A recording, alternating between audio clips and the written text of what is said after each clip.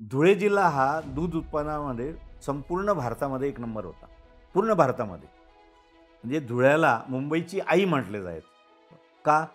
तर मुंबईला पूर्णतः दुधाचा पुरवठा धुळे करायचं. न्यूझीलंडला रेल्वेच्या माध्यमातून धुळ्याचे टँक जायचे न्यूझीलंडला? हो.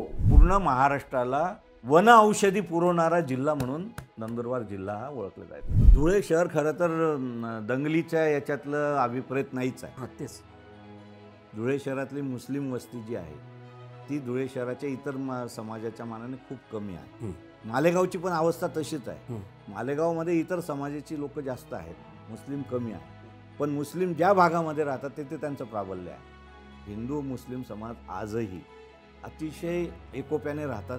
अतिशय मैत्रीपूर्ण वातावरण आहे. धार्मिक सलोखा आहे. धार्मिक सलोखा खूप छान आहे. पण हे राजकारण्यांना नको की नंदुरबारच्या जे खासदार आहेत आणि शोभाताई बच्छाव या ज्या खासदार आहेत, दोघांची पार्श्वभूमी एवढं म्हणता येईल आपल्याला की पाठीकोरी आहे.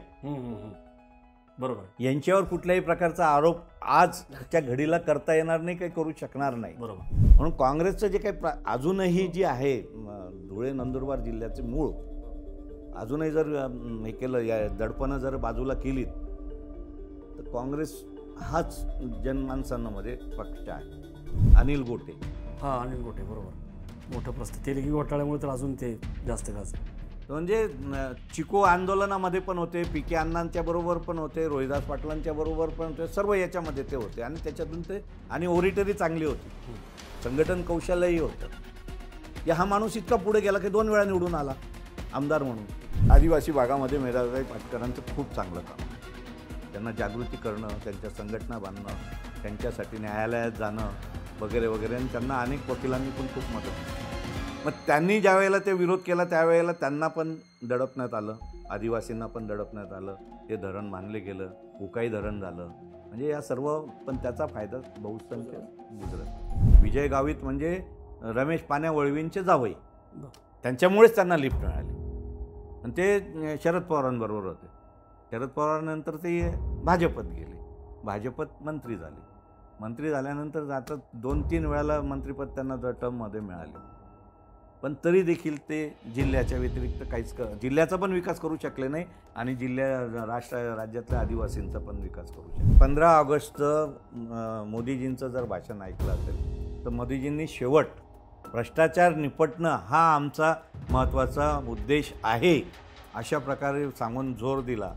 त्याच वेळेला लोकांच्या मनात आलं की महाराष्ट्रामध्ये जेवढे भ्रष्टाचारी आहेत त्यांना सर्वांना तुम्ही राजाश्रय दिला. म्हणजे अशी विचारसरणी देखील नंदुरबार धुळे जिल्ह्यामध्ये आहे.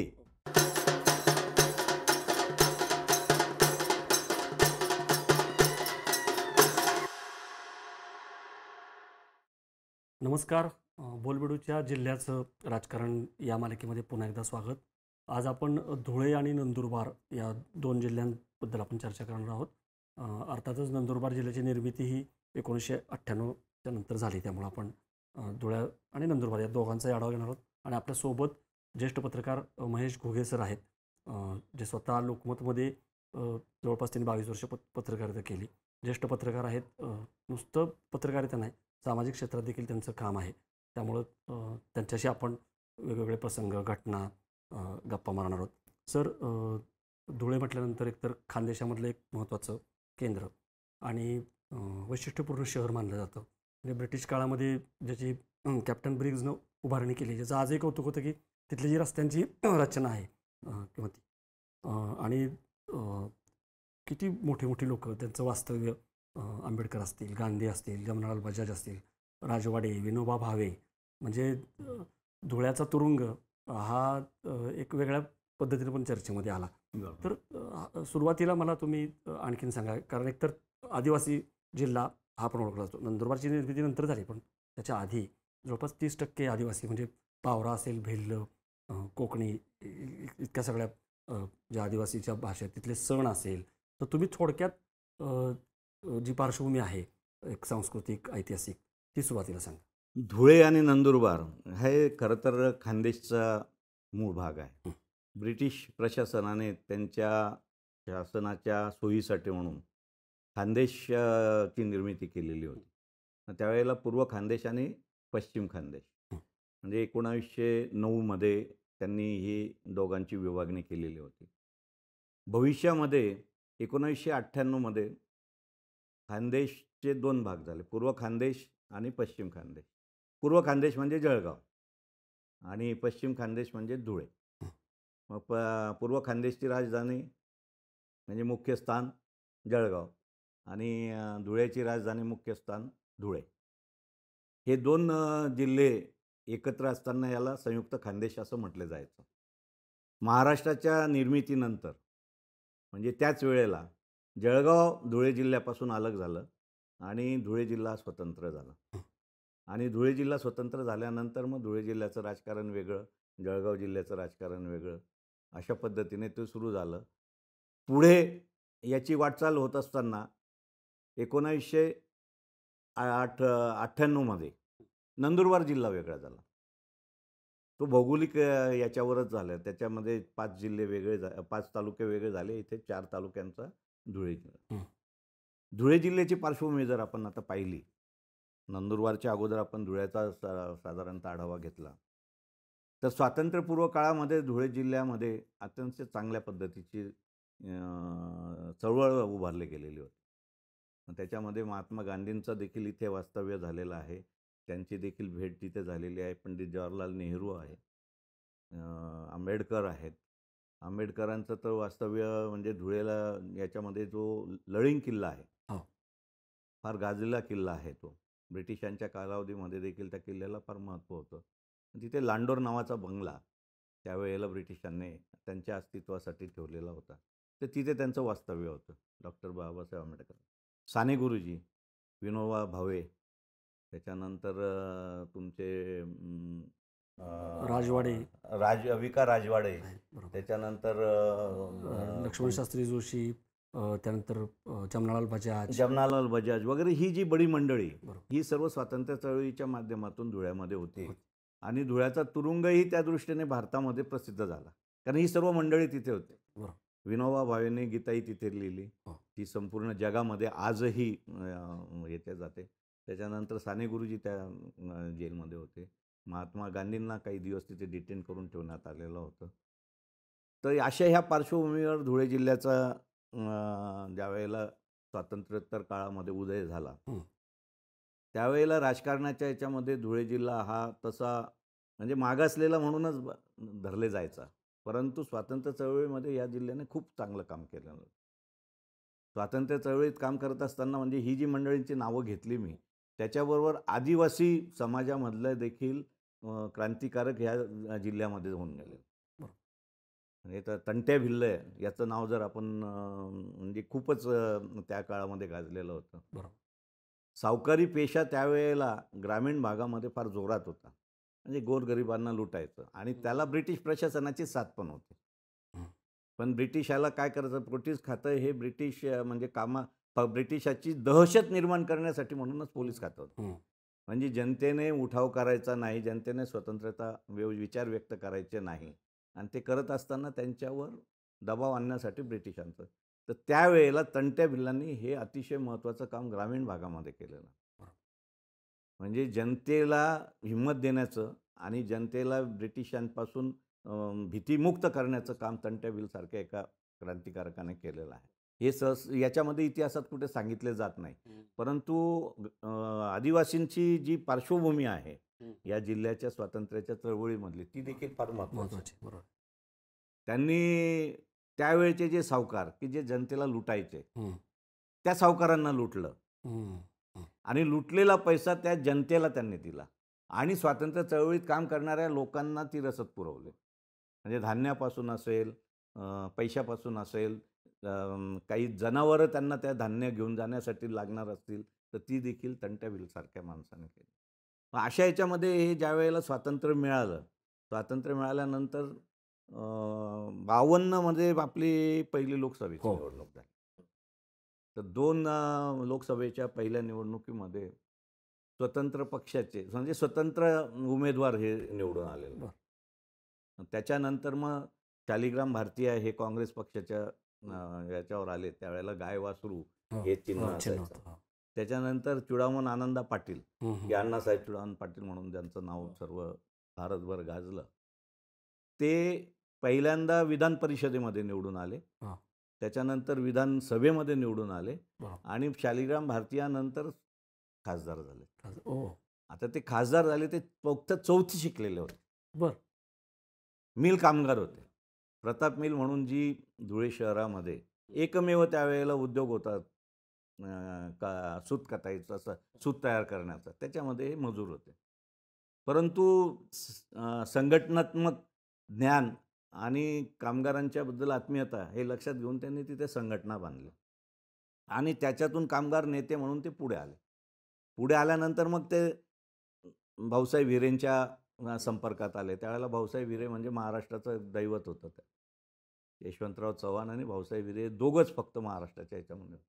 त्यांच्या संपर्कात आल्यामुळे मग त्यांना विधान परिषदेचं तिकीट देण्यात आलं, तिथे निवडले, त्याच्यानंतर आमदार झाले आणि त्याच्यानंतर खासदार झाले. तर खासदार 3 वेळेला ते झाले. 3 वेळेला चौथी शिकलेला माणूस खासदार, की त्यांच्यावर मग टीका अशा पद्धतीचीच व्हायची की चौथी शिकलेला अडाणी माणूस आहे, हा काय जिल्ह्याचं विकास करेल, अशा पद्धतीचं त्यांच्या ह्याच्यावर होतं. पण 62मध्ये ज्या वेळेला निवडणूक झाली, त्या 62च्या निवडणुकीमध्ये पंडित जवाहरलाल नेहरूंपेक्षा जास्त मताधिक्य त्यांना, म्हणजे 1 नंबरचं मताधिक्य पूर्ण भारतामध्ये त्यांना मिळालं. हे खरं आहे का की नेहरू खुश झाले आणि ही वस्तुस्थिती आहे. त्यांनी रेल्वे दिली धुळ्याला? हो, ही वस्तुस्थिती आहे. आणि मग जवाहरलाल नेहरूंचं लक्ष त्यांच्याकडे गेलं. एक चौथी शिकलेला माणूस एवढ्या याच्यामध्ये इतका लोकप्रिय ठरू शकतो. त्यांना त्यांनी विचारलं की बा खासदार म्हणून तुम्हाला कुठली मागणी तुम्हाला करायची आहे? तर ते म्हणाले माझं छोटंसं गाव आहे, धुळ्यापासून जी रेल्वे जाते चाळीसगावला, तर माझ्या गावाला ती रेल्वे थांबली पाहिजे अशी माझी इच्छा आहे. मग ते ठीक आहे, ते तुम्हाला दूरदृष्टी बघा, रेल्वे आली की विकास होतो, त्यामुळे मला तिथेच थांबा द्या. तर त्याच्यावरून देखील टीका त्यांच्यावर व्हायची की काय मागितलं तर काय मागितलं, आपल्या गावाला स्टॉप मागितलं फक्त त्यांनी. भविष्यामध्ये ज्या वेळेला परत दुसरी निवडणूक झाली, ती निवडणूक खूप गाजली. त्यावेळेला त्यांच्या विरोधामध्ये डॉक्टर, वकील अशी मंडळी यांनी विरोधकांनी उभी केली होती. उत्तमराव पाटलांचं नाव तुम्ही ऐकलं असेल. उत्तमराव पाटील देखील पहिल्यांदा खासदार झालेले होते या जिल्ह्यात. ते पुन्हा यांच्या विरोधामध्ये ज्यावेळेला उभे राहिले त्यावेळेला ते वकील, राव चौधरी डॉक्टर, पांडे वकील वगैरे अशी सर्व याच्यातली.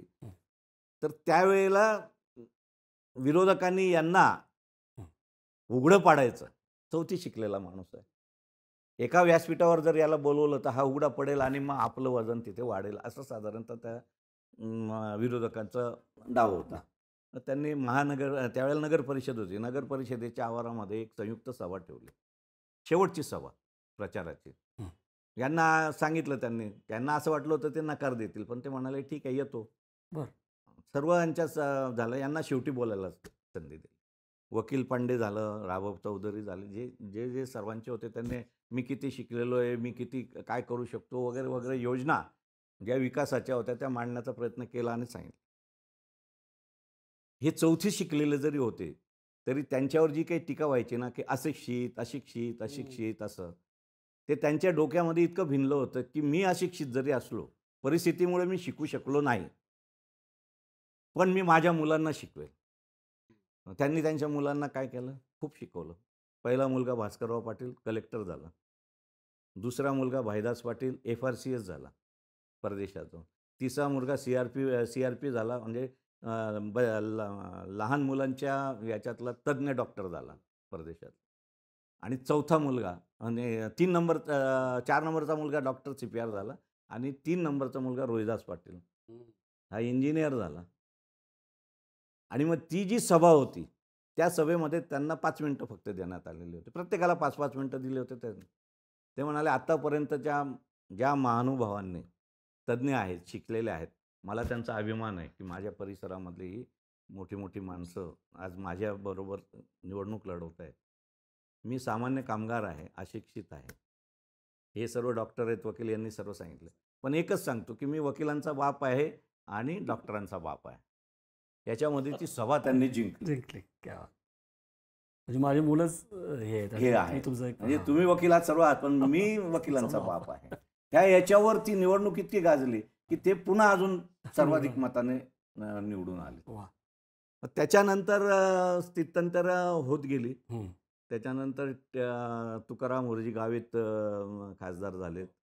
त्याच्यानंतर विजय नवल पाटील विजयनगर पाटील. झाले. त्यांना सुदैवाने त्यावेळेला ते खूपच जवळ गेलेले होते इंदिराजींच्या. त्यामुळे त्यांच्या इंदिराजींच्या मंत्रिमंडळामध्ये त्यांना उपमंत्री म्हणून संधी पण मिळालेली होती. मला एक परंपरा पण दिसते, तुम्ही जसं हां. म्हणाला की चुडामण पाटील, मग रोहिदास पाटील, हो. ते आत्ता कुणाल पाटील. हां. तर थोडंसं त्यांच्याबद्दल पण सांगा, की म्हणजे हे पुढच्या पिढ्यांमध्ये कसं उतर गेलं आणि त्यांचं नेतृत्व जे आहे ते कसं. महाराष्ट्राच्या याच्यामध्ये जे काही कौटुंबिक असं नेतृत्व, हो. आता आपण असं म्हणतो की घराणेशाही. घराणेशाही, बरोबर पण घराणेशाहीच्या याच्यामध्ये काही वेळेला त्यांचं कर्तृत्व पण महत्वाचं बरोबर राहतं. बरोबर अगदी बरोबर. घराणेशाही करायचा प्रयत्न केला, मुलांना जरी आपण वाढवायचा प्रयत्न केले किंवा आपला मुलगा खासदार झाला पाहिजे आपल्यानंतर असं जरी म्हटलं तर सर्वांची होत नाही. होत नाही त्या तसं मुलांमध्ये ती कर्तृत्व असायला पाहिजे. करेक्ट. बरोबर. तर तसं चुडामण पाटील ज्या वेळेला वयाच्या याच्याने रिटायर व्हायच्या याच्यात आले, त्यावेळेला त्यांना विरोध खूप व्हायला लागला. 2 गट पडले होते त्यावेळेला. शिवाजीराव पाटील, शिवाजीराव गिरधर पाटील, त्याच्यानंतर ज.द. राऊळ म्हणून, जे.डी. राऊळ, दादासाहेब राऊळ, व्यंकटराव धोबी, हं. म्हणजे क्रांतिकारक खूप बरोबर. जबरदस्त माणूस. त्याला नंतर मग त्यांनी बौद्ध धर्म स्वीकारला म्हणून रणधीर नाव त्यांचं ठेवलेलं, व्यंकटराव रणधीर. म्हणजे ही सर्व शिकलेली मंडळी, ती सर्व त्यांच्या विरोधात गेली. दवा पाटील हे त्यांचे खास शिष्य होते, दवा यांच्या चुडामण अण्णांचे, पण ते पण यांच्या गटामध्ये गेले. असे 2 गट झालेत ते. आणि 2 गट झाल्यानंतर मग आता जिल्हाध्यक्ष देखील 22 वर्ष चुडामण पाटलांनी निभवलं. म्हणजे साधी गोष्ट नाही आहे. 4थी शिकलेला माणूस, त्यावेळेला नंदुरबार आणि धुळे एकत्र असताना पूर्ण जिल्ह्यामध्ये त्यांचं वर्चस्व होतं. आणि त्याच्यात कारण असं होतं की ज्या तालुक्यात ज्या गावाला जायचे त्या गावातल्या सर्वसामान्य माणसांच्या घरी ते जायचे. कनेक्ट होता त्यांचा. हां, तर ती एक त्यांची जबरदस्त पकड होती.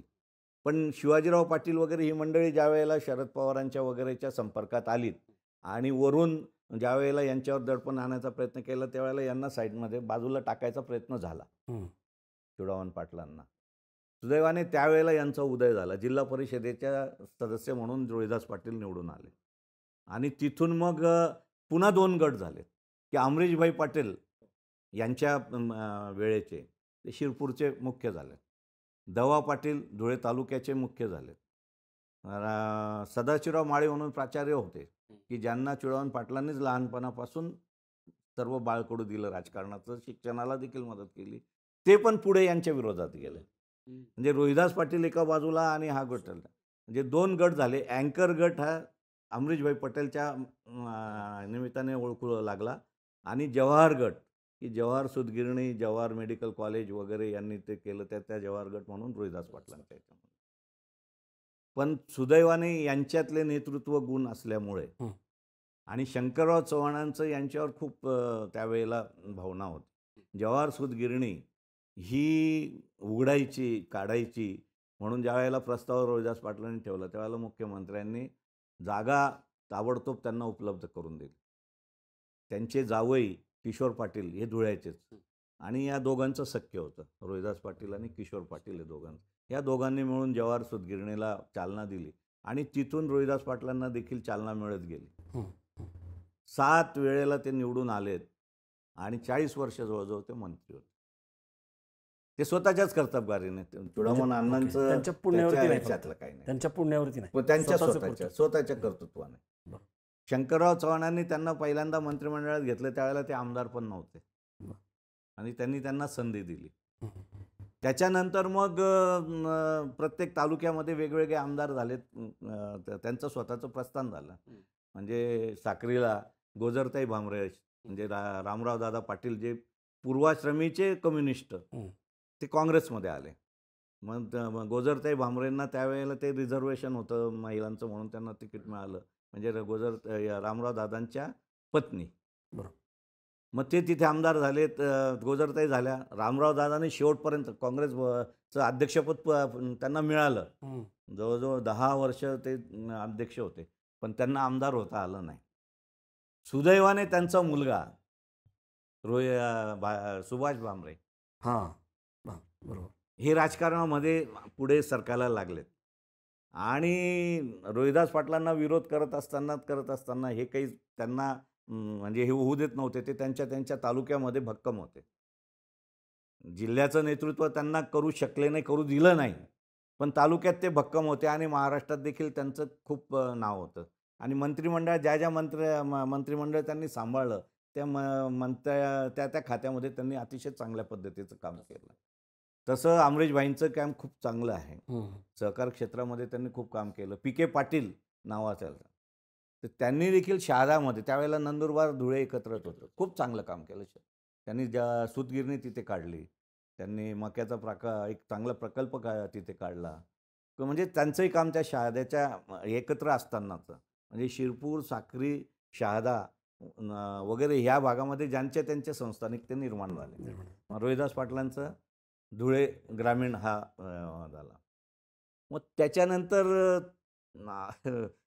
भाजपचं हे सुरू झालं आणि तिथे एक वेळेला या सर्वांनी मिळून रोहिदास पाटलांना कॉर्नर करायचा प्रयत्न केला आणि त्याच्यामध्ये प्राध्यापक शरद पाटील म्हणून एक सर्वसामान्य कार्यकर्ता उभा केला. आणि यांनी संपूर्ण ताकद काँग्रेसच्याच आमदारांनी संपूर्ण ताकद रोहिदास पाटलांच्या विरोधात उभी केली आणि तिथे प्राध्यापक शरद पाटील हे पहिल्यांदा निवडून आले. मग त्याच्यानंतर 5 वर्ष असे शांत बसले. म्हणजे शांत बसलं म्हणजे राजकारणच शांत होतं, परंतु त्यांचं सामाजिक काम चालूच होतं. नंतरच्या याच्यामध्ये परत ते निवडून आले, पुन्हा मंत्री झालेत. आणि धुळे शहराचं राजकारण देखील त्यावेळेला असं एक होतं, तर राजवर्धन कदम मांडे काँग्रेस. पण नंतर मग ते यांच्याबरोबर अमरीशभाई भाजपत गेले म्हणून ते भाजपमध्ये गेले. आणि तसं राजकारण बदलत गेलं, म्हणजे भाजपच्या दिशेने सुरू झालं. ओके. म्हणजे भाजपचं स्वतःचं नेतृत्व असं नव्हतंच. स्वतःचं नेतृत्व नव्हतं, हे संपूर्ण काँग्रेसचे. आजही भाजपमध्ये जे काही आहेत, आता हे तुमचे डॉक्टर सुभाष भामरे, बरोबर, हे मूळ काँग्रेसचे आणि त्यांचे वडील काँग्रेसचेच होते. ते काँग्रेसचेच कार्यकर्ते होते. युवक काँग्रेसमध्ये त्यांनी काम केलेलं होतं चांगलं. त्याच्यामध्ये नंतर मग ज्या वेळेला हे थोडंसं वादावादी सुरू झाली, त्यावेळेला सुभाष भामरेंनी शिवसेनेत प्रवेश केला. बरं, पण मला सांगा सर, हे काँग्रेसकडून भाजपकडे जे वारं फिरलं, ते स्थित्यंतर कशामुळे झालं? म्हणजे काय तिथं खाली काय नेतृत्व नव्हतं? तुम्ही म्हणाल तसं सगळे काँग्रेसचे नेतृत्व होते, पण त्याच्यामध्ये गटबाजी होती. म्हणजे रोहिदास पाटलांच्या विरोधात सगळेजण गेले. तर कशामुळं, म्हणजे केंद्रामध्ये किंवा देशामध्ये काय घडामोडी घडत होत्या म्हणून तिकडं भाजपचा शिरकाव झाला? काय झालं की हे सगळे नेते, एवढा काँग्रेस पक्ष मजबूत किंवा बालेकिल्ला, ते सोडून भाजपकडे का वळले? लाट येते राजकारणामधल्या, लाटी आपण अनेक पाहिलेल्या आहेत. याच्यामध्ये तुमचं इमर्जन्सी ज्याला आपण म्हणतो, आणीबाणीच्या याच्यामध्ये पूर्ण भारतभर इंदिराजींच्या विरोधात लाट होती. पूर्ण भारतभर. पण धुळे जिल्हा काँग्रेसला टिकून होता चुडामण अण्णांच्या माध्यमातून. त्याच्यानंतर ज्या वेळेला निवडणूक झाली, जाहीर झाली, काँग्रेसला आमदारही मिळत नव्हतं आणि खासदारही उमेदवार मिळत नव्हतं. सुखराम तात्या मालुसरे हा तमासगीर, त्या तमासगीराला आग्रह करून आणलं, कारण ती रिझर्व्ह होती, रिझर्व्ह सीट होती. कोणीतरी पाहिजे, कोणीच उभं राहायला तयार नव्हतं. हिंमत कोणाचीच होत नव्हती, काँग्रेसच्या वतीने. त्याला उभं केलं. त्याच्यानंतर झिना साम्या वसावे हा मजूर, म्हणजे सालदार, एकाच्या याच्यामध्ये सालदारी करायचा, त्याला नवापूरमधून उभं केलं. धुळ्यामध्ये कोणीच हिंमत करत नव्हतं, म्हणून जिल्हा परिषदेचा शेवटचा स्टेनो किसनराव खोपडे राजीनामा देऊन इकडे आले आणि त्यांना ते तिकीट दिलं. म्हणजे अशा याच्यामध्ये त्या पार्श्वभूमीवर ही मंडळी काँग्रेसमधून निवडून आली. म्हणून काँग्रेसचं जे काही अजूनही जी आहे धुळे नंदुरबार जिल्ह्याचे मूळ, अजूनही जर हे केलं, या दडपणं जर बाजूला केलीत, तर काँग्रेस हाच जनमानसांमध्ये पक्ष आहे. आता यांना कसं आपल्याला बाजूला करायचं, हे काही काँग्रेसच्या जनमानसाची जी आहे प्रतिमा लोकांच्या मनामध्ये, ती दूर करायची. आता याच्यावर भारतामध्ये जर वारं फिरलं मोदीजींचं, त्या मोदीजींच्या वाऱ्यामुळे लाट आली ती, आणि त्या लाटेमध्ये मग हे पण आले निवडून. जयकुमार रावळ हो हो बरोबर. दोंडाईचेचे, हो. म्हणजे दादासाहेब रावळांचे चिरंजीव. दादासाहेब रावळांनी देखील अनेक वर्ष धुळे जिल्ह्याचं राजकारण केलं आणि धुळे जिल्ह्याचं काँग्रेस कमिटीचं अध्यक्षपद भूषवलं. दोंडाईच्यामध्ये 2 गट होते. तुमचे डॉक्टर हेमंत देशमुख आणि राऊळ. राऊळ गेल्यानंतर त्यांचे चिरंजीव जयकुमार रावळ आले. बरोबर. ते आमदार झालेत. आमदार झाल्यानंतर ते म्हणजे ते काँग्रेसच्या याच्यातून, हेही काँग्रेसचे हेमंत देशमुख, 2 गट, म्हणजे पूर्वापार जन्मजात दोघं वैर राजकारणातले. दोघं एकमेकावर आताही अजूनही त्यांच्यातलं वैर चालू आहे. म्हणजे डॉक्टर देशमुखांचं वय 83च्या आसपास असावं मला असं वाटतं. अजूनही त्यांच्यावर बलात्काराचा गुन्हा दाखल केला आहे. केवळ याच्यातून बाजूला काढायचं. त्यांचे भाऊ रवींद्र देशमुख होते, ते नगर परिषद रावळांच्याच ताब्यात कायमस्वरूपी असायचे. त्यांना देखील त्या अशाच पद्धतीच्या याच्यामधून राजकारण, त्यांच्यावरही आरोप झालेत, रावळांवरही आरोप झालेत. पण ह्या लाटेमध्ये ते ज्यांचं इकडे भाजपत गेले, बरोबर, आणि गिरीश महाजन, तुमचे फडणवीस साहेब यांच्या गोटामध्ये आल्यामुळे त्यांना मंत्रिपदही दिले गेलं. खच्चीकरण करण्याचा, काँग्रेसला खच्चीकरण करण्याचा हा प्रयत्न मंत्रिमंडळाच्या याच्यातून झाला. आता इथे देखील धुळ्यामध्ये रोहिदास पाटलांना खच्ची करण्याचा प्रयत्न झाला, परंतु त्यांचं स्वतःचं जे आहे प्राबल्य. मग खासदारकीच्या इलेक्शनमध्ये सुभाष भामरेंना ते भाजपत आले. बरोबर. हो, भाजपत त्यांना आणलं, भाजपमध्ये आले, भाजपमध्ये त्यांना तिकीट दिले गेले, संरक्षण राज्यमंत्री वगैरे पण, आणि त्या याच्यामध्ये ते निवडून आले. सुदैव त्यांचं असं की त्यांना संरक्षण मंत्रीपद, राज्यमंत्रीपदही मिळालं. पण सर असं दिसतंय मला की धुळ्यामध्ये जे काही मतदारसंघ आहेत 5-6 किंवा प्रत्येकाचा एक स्वतंत्र विचारच दिसतोय, तर ते सांगा काय, म्हणजे असं एकजिन्सीपणा दिसत नाही तिथं काय होतं. आणि सगळ्यात महत्त्वाचं म्हणजे अलीकडं जी धुळ्याची ओळख आहे ती दंगलींचं शहर वगैरे अशी जी व्हायला लागली आहे, तर हे राजकारण कुठून सुरू झालं, ध्रुवीकरणाचं किंवा काय? नाही, खरं मालेगाव होतं, बरोबर आहे, मालेगाव होतं, मालेगावची ती ओळख आहे, आपण तिकडे येऊयात, कारण मालेगाव शेवटी धुळ्याच्या ह्याच्यामध्येच येतं. पण हे पण स्थित्यंतर कसं झालं? धुळे शहर खरं तर दंगलीच्या याच्यातलं अभिप्रेत नाहीच आहे. तेच. धुळे शहरातली मुस्लिम वस्ती जी आहे ती धुळे शहराच्या इतर समाजाच्या मानाने खूप कमी आहे. मालेगावची पण अवस्था तशीच आहे. मालेगावमध्ये इतर समाजाची लोक जास्त आहेत, मुस्लिम कमी आहे. पण मुस्लिम ज्या भागामध्ये राहतात तिथे त्यांचं प्राबल्य आहे. धुळ्यामध्ये पण मुस्लिम ज्या भागामध्ये राहतात तिथे त्यांचं प्राबल्य आहे. आणि दोघंही समाज, हिंदू मुस्लिम समाज, आजही अतिशय एकोप्याने राहतात. अतिशय मैत्रीपूर्ण वातावरण आहे. धार्मिक सलोखा आहे. धार्मिक सलोखा खूप छान आहे. पण हे राजकारण्यांना नको आहे, कारण तसं जर झालं तर ते निवडून येत नाही, अशी अवस्था आहे. उदाहरण तुम्हाला जर द्यायचं झालं तर मागच्या वेळेची जी निवडणूक झाली विधानसभेची, त्या विधानसभेच्या निवडणुकीमध्ये राजवर्धन कदम मांडे हे नको आहेत, राष्ट्रवादीचे, म्हणजे शरद पवारांचे अत्यंत जवळचे, त्यांना आमदार होऊ द्यायचं नाही, कारण 2 वेळा ते निवडून आलेले होते. म्हणून त्यांना पाडण्यासाठी भाजपच्या कार्यकर्त्यांनी मुस्लिम उमेदवार जो होता फारुख शाह, MIM, त्याला मदत केली ऐन वेळेला. शेवटच्या 4 दिवसामध्ये हे नाटक झालं. आणि काँग्रेसच्या विचारसरणीचे जे 2-3 उमेदवार होते ते पडलेत, आणि त्याचा फायदा त्यांना आहे, कारण मुस्लिमांचे सर्व मतं त्यांना मिळालेत, प्लस यांची मतं मिळाली. आता पण आपल्याला ते दिसून आलं आजही की भामरेंना इतर 5 मतदारसंघामध्ये प्राबल्य दिसतंय, पण जो मालेगाव मला वाटतं मध्य ना, तेच उदाहरण आता हे झालेलं आहे. म्हणजे असं पलटलं ते राजकारण. म्हणजे आमदारकीच्या याच्यामध्ये ज्या पद्धतीने इथं झालं त्या पद्धतीने तिथे झालं. शोभा बच्चाव ह्या निवडणूक लढवायला तयार नव्हत्या. त्यांचं नाशिकमध्ये प्राबल्य होतं, सर्व काही होतं त्यावेळेला. पण आता नाशिकमध्ये भाजप, आमदार पुष्कळशे भाजपचे, खासदार भाजपचं, सर्व वातावरणच भाजपचं. आणि अशा वातावरणामध्ये धुळ्या लोकसभा मतदारसंघामध्ये उमेदवारी त्यांना देणं, कारण कुणाल पाटील हे प्राधान्य त्यांना होतं. म्हणजे परत अजून तोच आपला धागा आला.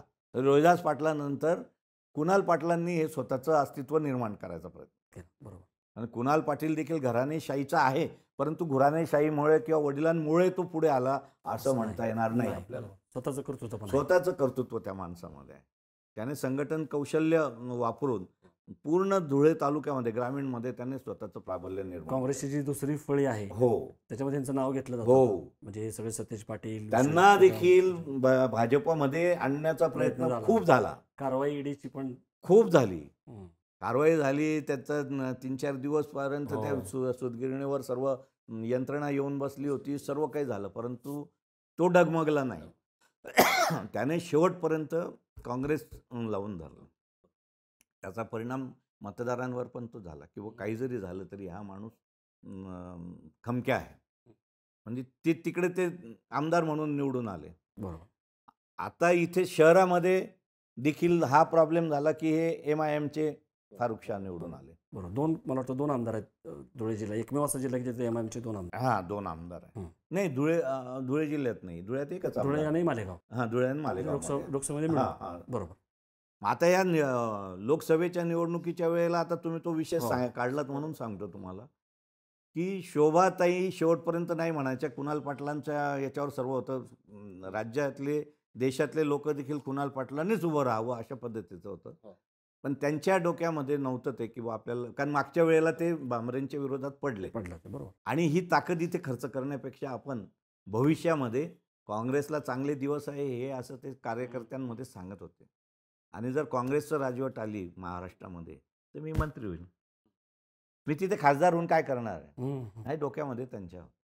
त्यामुळे त्यांनी स्पष्टपणे सांगितलं की मला निवडणूक लढवायची नाही. मग शोभाताईंना ते प्राधान्य देण्यात आलं. त्यांनी सुरुवातीला नाही सांगितलं, पण कुणाल पाटला वगैरे यांनी ज्या वेळेला त्यांना सांगितलं की आम्ही तुमच्या बरोबर आहोत. भाजपच्या सर्व प्रकारची ताकद म्हणजे मोदींपासून अमित शहापासून तर उत्तर प्रदेशचे मुख्यमंत्री याच्यापर्यंत सर्व जेवढे म्हणून होते ते सर्वच्या सर्व प्रचाराला आलेले होते. दुर्दैव भामरेंचं असं म्हणजे परिस्थिती त्यांच्याच बाजूने होती. दुर्दैव भामरेंचं असं की मालेगावला एक गट्टा सगळी मतं पडली. उत्तर प्रदेशचे मुख्यमंत्री आले आणि त्या मुख्यमंत्र्यांनी केवळ मुस्लिम हा एकमेव धागापद, त्याच्याशिवाय दुसरा कुठलाच विषय नव्हता. हिंदू मुस्लिम ध्रुवीकरण. आणि ते वारं पलटलं. धुळ्यातले मुस्लिम एकत्र झाले. जे वेगवेगळे होते उमेदवार खूप होते. त्यांचे पण उमेदवार होते मुस्लिम समाज. त्यांनी पण आतून सर्व हे करायला सुरुवात केली आणि मालेगावचे पण मुस्लिम सर्व एकत्र झाले. निवडणुकीचा निकाल लागेपर्यंत सुभाष भामरेच निवडून येणार अशा प्रकारचं वातावरण. एवढंच नव्हे तर आघाडी त्यांचीच होती. 3000च्या याच्याने 4000च्या याच्याने आघाडीवर आहेत म्हणून, आणि ते डिक्लेअर करून आकाशवाणीवर आणि दूरदर्शनवर देखील डिक्लेअर झालं की सुभाष भामरे निवडून आले. पण ज्या वेळेला शेवटच्या पेट्या मालेगावच्या सुरू झाल्या त्याच्यामध्ये पूर्णतः 3000चा लीड यांच्याकडे आला. आता त्यावेळेला सिंदखेड्यातल्या 3 पेट्या या मोजायच्या राहिलेल्या होत्या. त्याच्यावरून खूप वाद सुरू झाला. ह्या 3 पेट्या मोजा. कलेक्टर निवडणूक अधिकारी होते. कलेक्टरने सांगितलं की 3 पेट्या मोजायला हरकत नाही, परंतु हा 3000चा जो लीड आहे तो बघता ह्या ज्या 3 पेट्या राहिलेल्या आहेत त्यांचं एकूण मतदान 1500च आहेत. म्हणजे समजा त्या मोजल्या आपण त्या पेट्यांचं मतदान आणि ते केलं तरी किती निघणार? 1500 मतं निघणार. इथे लीड किती आहे? 3000चा आहे. तसा फरक म्हणजे नाही पडणार. मग यांनी तरी देखील सुभाष भामरे आणि भाजपवाल्यांनी ऑब्जेक्शन घेतलं की बा हे रिकाउंटिंग झालं पाहिजे, या पेट्या पण मोजल्या गेल्या पाहिजे. पण नियमांचे काहीतरी चौकटीत असेल. कलेक्टरने सांगितलं की नाही, मी डिक्लेअर केलेलं याच्यात मी माघार घेऊ शकत नाही. त्या पद्धतीने केलं. त्याचे परिणामही त्यांना भोगावं लागले. कलेक्टरला सोडून जावं लागलं. पण सर मला सांगा की हे सगळं बरोबर आहे, पण इतकं सगळं करून तुम्ही आता एक एक नेते सांगताय, दिग्गज नेते आहेत एवढे, म्हणजे चुडावण पाटील असतील, नंतर रोहिदास पाटील असतील त्याच्या आधी, पण धुळ्याचा जो विकास आहे अपेक्षित तो होऊ शकलेला नाही. पांझरा नदी असून किंवा इकडं तापी असून सुद्धा पाण्याचं दुर्भिक्ष आहे. 2-2 आठवडे पाणी येत नाही, किंवा जो प्रत्येक निवडणूक मी असं ऐकलं की रेल्वेवरतीच होती ती जी इंदूर रेल्वे आहे, अगदी बरोबर ना, त्या बरोबर. आश्वासनावरतीच जवळपास प्रत्येक निवडणूक ही लढवली जाते. तर 3 महामार्ग आहेत, बरोबर, राष्ट्रीय महामार्ग आहेत, अहमदाबादकडे जाणारा महामार्ग आहे, धुळे सोलापूर आहे, इकडं आग्रा आहे. हे सगळं असताना सुद्धा धुळ्याचा जो विकास आहे तो का नाही होऊ शकत? धुळ्याच्या विकासाचं गणित असं आहे की आपण अगोदर म्हणत होतो की अशिक्षित खासदार गेलेत. रेश्मा भोये हो. हे 3 वेळा निवडून आले खासदार म्हणून. आणि आमदारकीच्या नंतर ज्यावेळेला आपल्या याच्या इमर्जन्सीच्या नंतर मी म्हटलं तुम्हाला की उमेदवार मिळत नव्हता, रेश्मा भोयेला खासदारकी म्हणून उभे केलं, निवडून आले. त्याच्यानंतर 2 वेळा म्हणजे 3 वेळा ते निवडून आले. कमी शिकलेला होता. बरोबर. त्याच्यानंतर चौरे, बापू हरी चौरे हे पण निवडून ते थोडाफार शिकलेला होता. त्याच्यानंतर तुमचे भामरे हे तर खूप उच्च शिक्षित होते. दुर्दैव धुळे जिल्ह्याचं असं आहे की धुळे जिल्ह्याला पुढे गेलेला नेता चालत नाही, त्याला मागे खेचण्याचा प्रयत्न होतो. 16 फेब्रुवारी 1919 मध्ये स्वतः मोदी साहेब आले. मोदी साहेबांनी मनमाड इंदोर रेल्वेच्या संदर्भातलं भूमिपूजन केलं. त्या कार्यक्रमाला मुख्यमंत्री पण होते, सर्व म्हणजे महत्त्वाचे रेल्वे मंत्री होते. त्याच्यानंतर काहीच झालं नाही. का नाही झालं? तर उदासीनता, विकासाच्या संदर्भातली उदासीनता आणि संस्थानिक बनायचं म्हणजे आपलं वैयक्तिक हे निर्माण करण्याच्या याच्यामध्येच ही सर्व मंडळी लागतात. तर भामरेंना ते देखील नडलंय, सुभाष भामरेंना. मग सुभाष भामरेंनी त्याच्यावर जोर दिला आणि त्यांच्या म्हणजे खूप विरोध झाला की सुभाष भामरे यांनी हे फक्त लोकांना दिशाभूल करण्याचा प्रयत्न केला. मंत्र्यांना आणलं, पंतप्रधानांना आणलं, रेल्वेच्या याच्यावर या सर्व प्रकारच्या वल्गना केल्या, परंतु मंजुरी त्याला नाही. मालेगावमध्ये पण टेक्स्टाईल पार्क वगैरे ते होऊ नाही शकलं. म्हणजे विकासाची नुसती आश्वासन कुठलीच नाही, फक्त आश्वासनं झाली. त्यांनी प्रयत्न केला पण त्यांना तसा प्रतिसाद केंद्रीयकडून मिळालेला नाही. बरोबर. आता काय त्यांना दिलं की बोरविहीर आणि नरडाणा एवढ्याच रेल्वेच्या याला त्या मार्गाला मंजुरी दिली आणि तेवढे पैसे दिले. अजूनही त्याला खऱ्या अर्थाने ती सुरुवात न झाल्यामुळे त्याचाही परिणाम त्या याच्यावर झालेला आहे. तुम्ही म्हणता त्या पद्धतीने तुम्हाला सांगतो की एक वेळ अशी आली की ज्याचा काहीच संबंध नाही धुळे शहराच्या राजकारणाशी म्हणा किंवा काही, पण शरद जोशींच्या माध्यमातून उजेडात आलेला अनिल गोटे. हा, अनिल गोटे, बरोबर. मोठं प्रश्न तेलगी घोटाळ्यामुळे तर अजून ते जास्त गाजलं. म्हणजे चिको आंदोलनामध्ये पण होते, पीके अण्णांच्या बरोबर पण होते, रोहिदास पाटलांच्या बरोबर पण होते, सर्व याच्यामध्ये ते होते. आणि त्याच्यातून ते आणि ओरिटरी चांगली होती, अभ्यासही आहे, ज्ञान आहे, म्हणजे संघटन कौशल्यही होतं की हा माणूस इतका पुढे गेला की 2 वेळा निवडून आला आमदार म्हणून. आणि त्या याच्यामध्ये बाळांच्या घोटाळ्यामध्ये ज्यावेळेला मास्टर माइंड म्हणून त्यांचं नाव आलं, अनेक वर्ष ते तुरुंगात होते. तुरुंगात असल्यानंतर जामिनावर सुटल्यानंतर इतकी प्रचंड मिरवणूक की नेहरूंची मिरवणूक निघणार नाही एवढी मिरवणूक संपूर्ण शहरामधून त्यांची निघाली. त्याच्यानंतर म्हणजे गोटेंचा कशामुळे प्रभाव होता?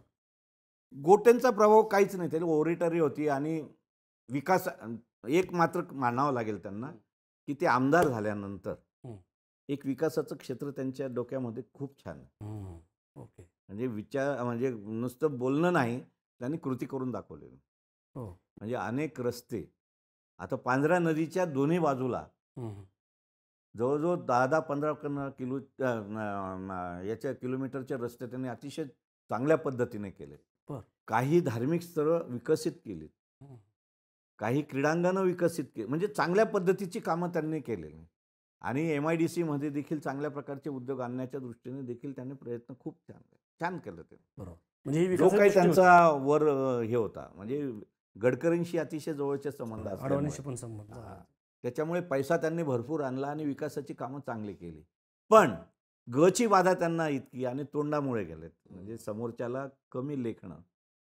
मग पुन्हा हे सर्वजण एकत्र त्याच्या विरोधात आले, म्हणजे काँग्रेस विरोधात एकत्र आला, भाजप एकत्र आलंय. धुळ्याचं वैशिष्ट्यच दिसतंय की ते वैशिष्ट्य तुम्ही जे म्हणाला की कुणी नेता पुढे आला की त्याला हे करायचा प्रयत्न केला. त्याच्यामुळे होतंय.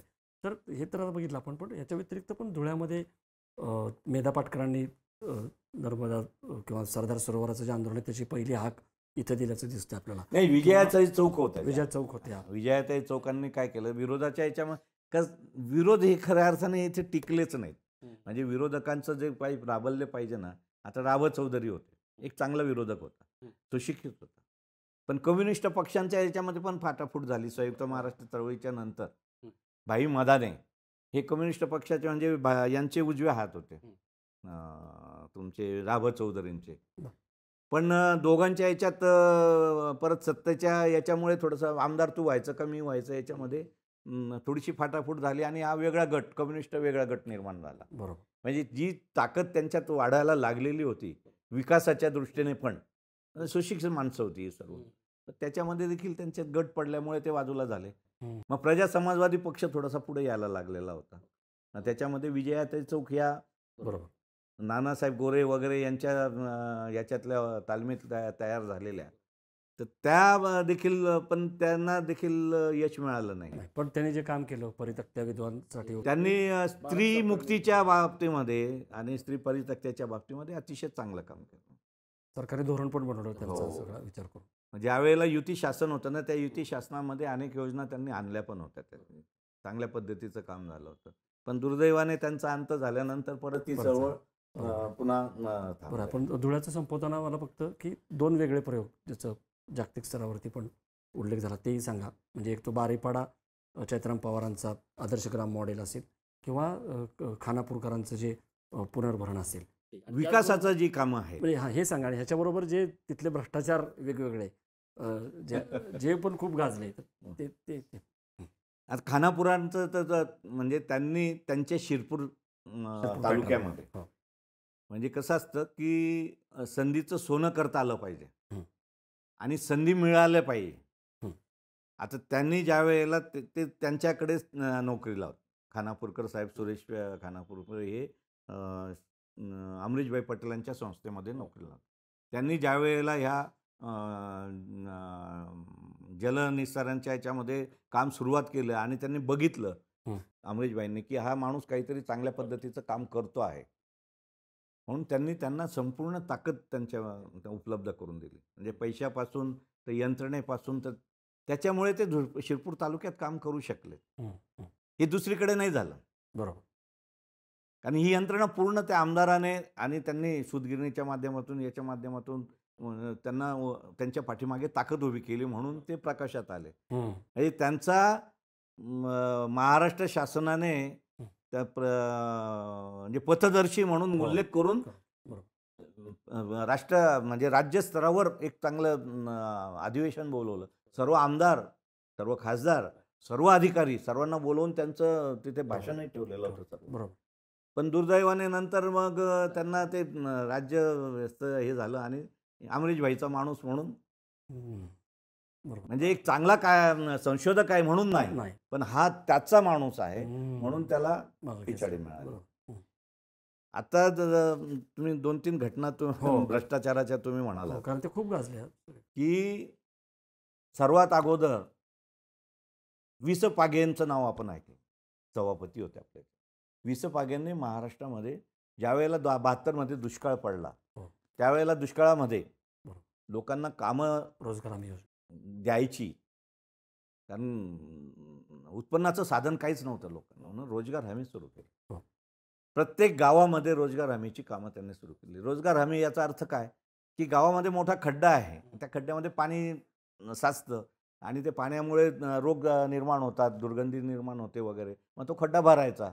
मग तो खड्डा भरायचा म्हणजे लोकांना मजुरी द्यायची, रस्ते तयार करायचे, रस्त्यावर मजुरी द्यायची, वेगवेगळे असे विहीर खणायची, विहिरीसाठी मजुरी द्यायची, म्हणजे त्यांना रोजगार उपलब्ध करून द्यायचा, कामाला लावायचं. म्हणजे जी काही दुष्काळामुळे चोऱ्या सुरू झाल्या होत्या, दरोडे सुरू झाले होते, खून सुरू झाले होते, रस्तालूट सुरू झाली होती, तर याला पर्याय काम दिलं म्हणजे ही माणसं इकडे अडकतील, हा त्याच्यातला चांगला हेतू होता.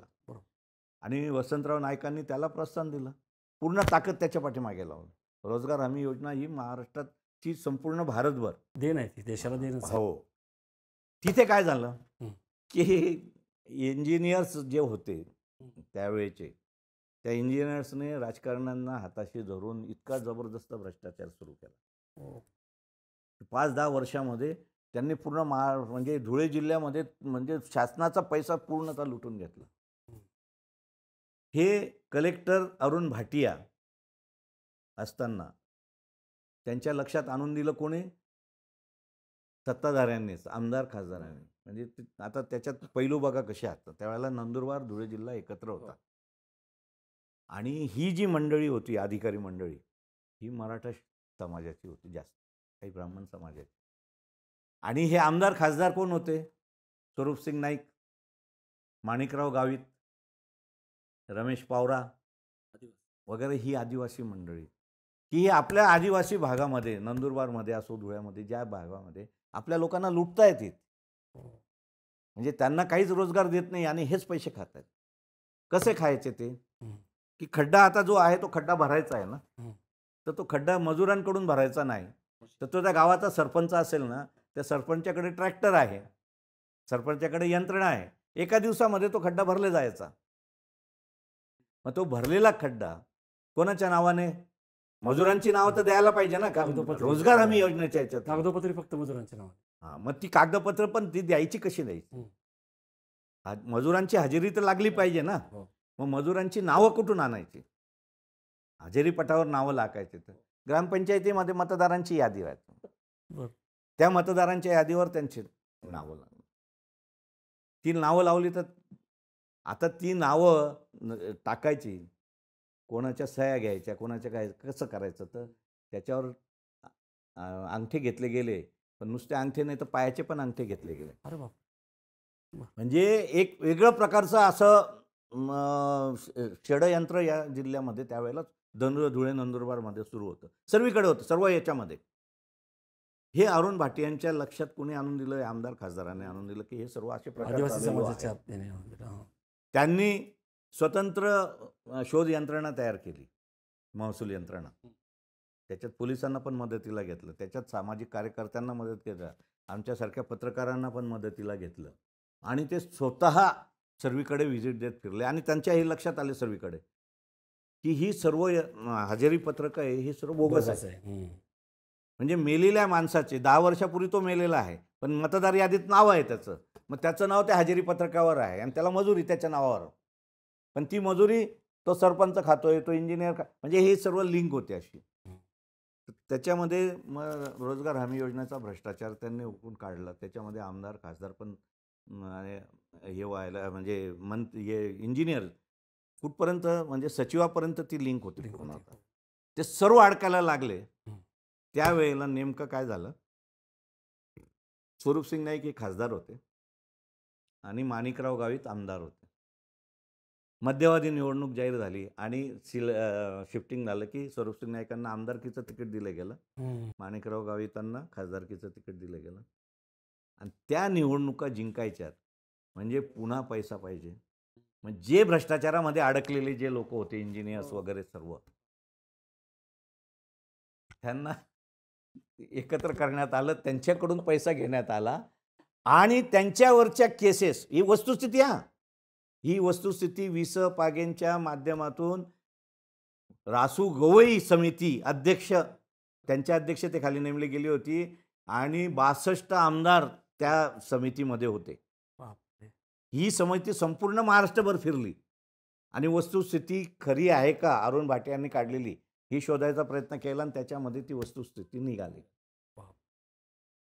पण झालं काय की ज्या वेळेला निवडणुका आल्या, ज्या लोकांना तुम्ही डिसमिस केलं त्यांना परत कामावर घ्या, त्या केसेस काढा, असा अरुण भाटियांवर दडपण आणण्याचा प्रयत्न केला. अरुण भाटियाने ऐकलं नाही.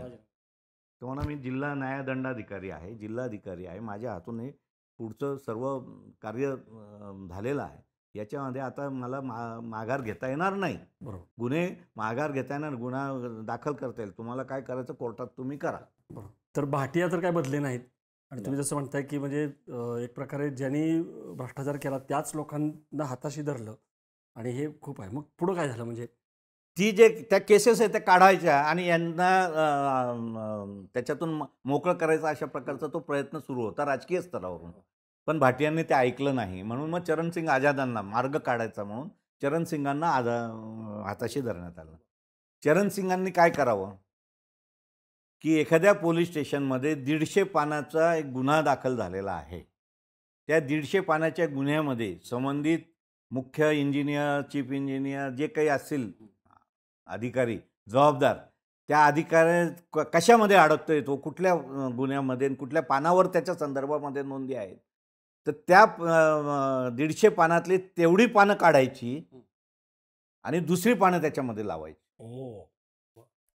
की जेणेकरून कोर्टात जरी ते गेलेत तरी देखील ते सुटणार, कारण पुरावा त्याच्यामध्ये काही नसणार.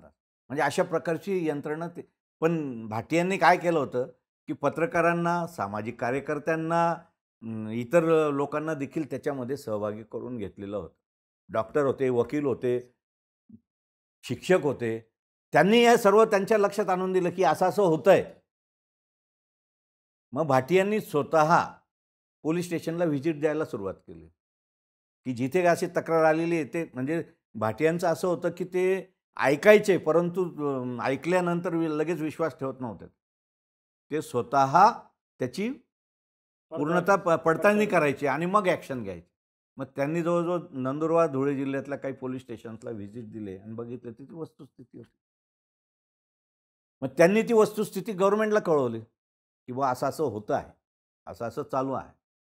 आणि चरणसिंग आझाद हे जिल्हा पोलीस प्रमुख आहेत, हेच त्याच्यामध्ये सहभागी आहेत अशा प्रकारचा.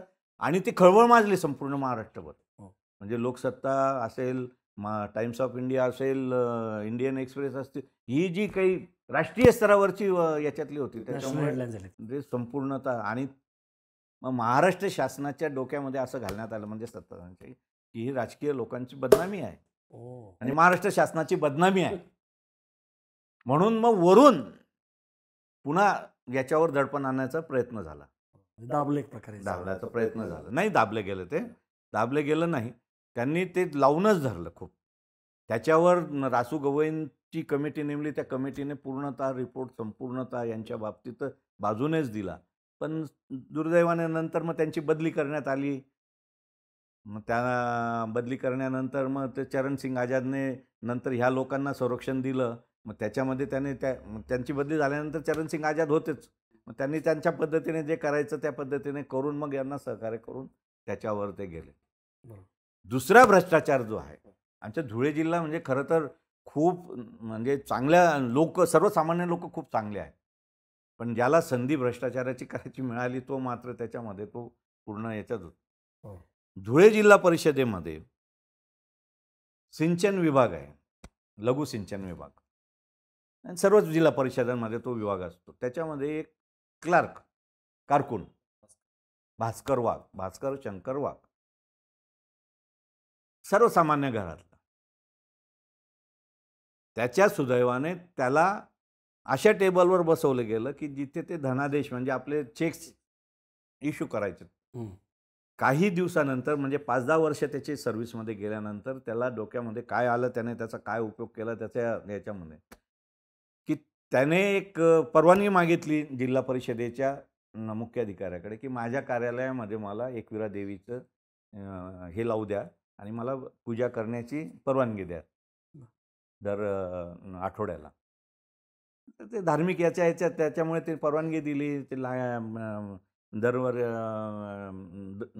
हप्त्याला व्हायची, ती दररोज व्हायला लागली पूजा विजा. ती पूजा इतक्या साग्रसंगीत व्हायला लागली की 1-1, 1.5 तास त्या पूजेसाठी जात होत सरकारी कार्यालयामध्ये. त्याचं कारण असं होतं की ती पूजा झाल्यानंतर प्रसाद दिले जायचा सर्वांना. प्रसाद म्हणजे तो प्रसाद नव्हता. तो प्रसाद म्हणजे प्रसाद हा शब्द त्यावेळेला खूप प्रसिद्ध झालेला होता. प्रसाद दिला जायचा म्हणजे तुम्हाला 1000चं बंडल तुमच्या हातामध्ये ठेवलं जायचं. संबंधित अधिकाऱ्याच्या जे अधिकारी त्या कार्यालयातले होते त्यावेळेला. 1000चं बंडल? हो, 1000चं बंडल. 1000 म्हणजे 100 नोटा, म्हणजे जे काही असतील ते 5ची असेल 10ची असेल 1000 रुपये. आता तुम्ही त्या सेक्शनचे अधिकारी आहात, तुम्हाला 1000 मिळाले, प्रसाद आहे, देवीचा प्रसाद आहे. असं ते लोन पसरत गेलं पूर्ण जिल्हा परिषदेच्या याच्यामध्ये. ते सीओ पर्यंत गेलं. ते सीओला पण देखील तसं जायला लागलं, 5000 10,000 वगैरे अशा.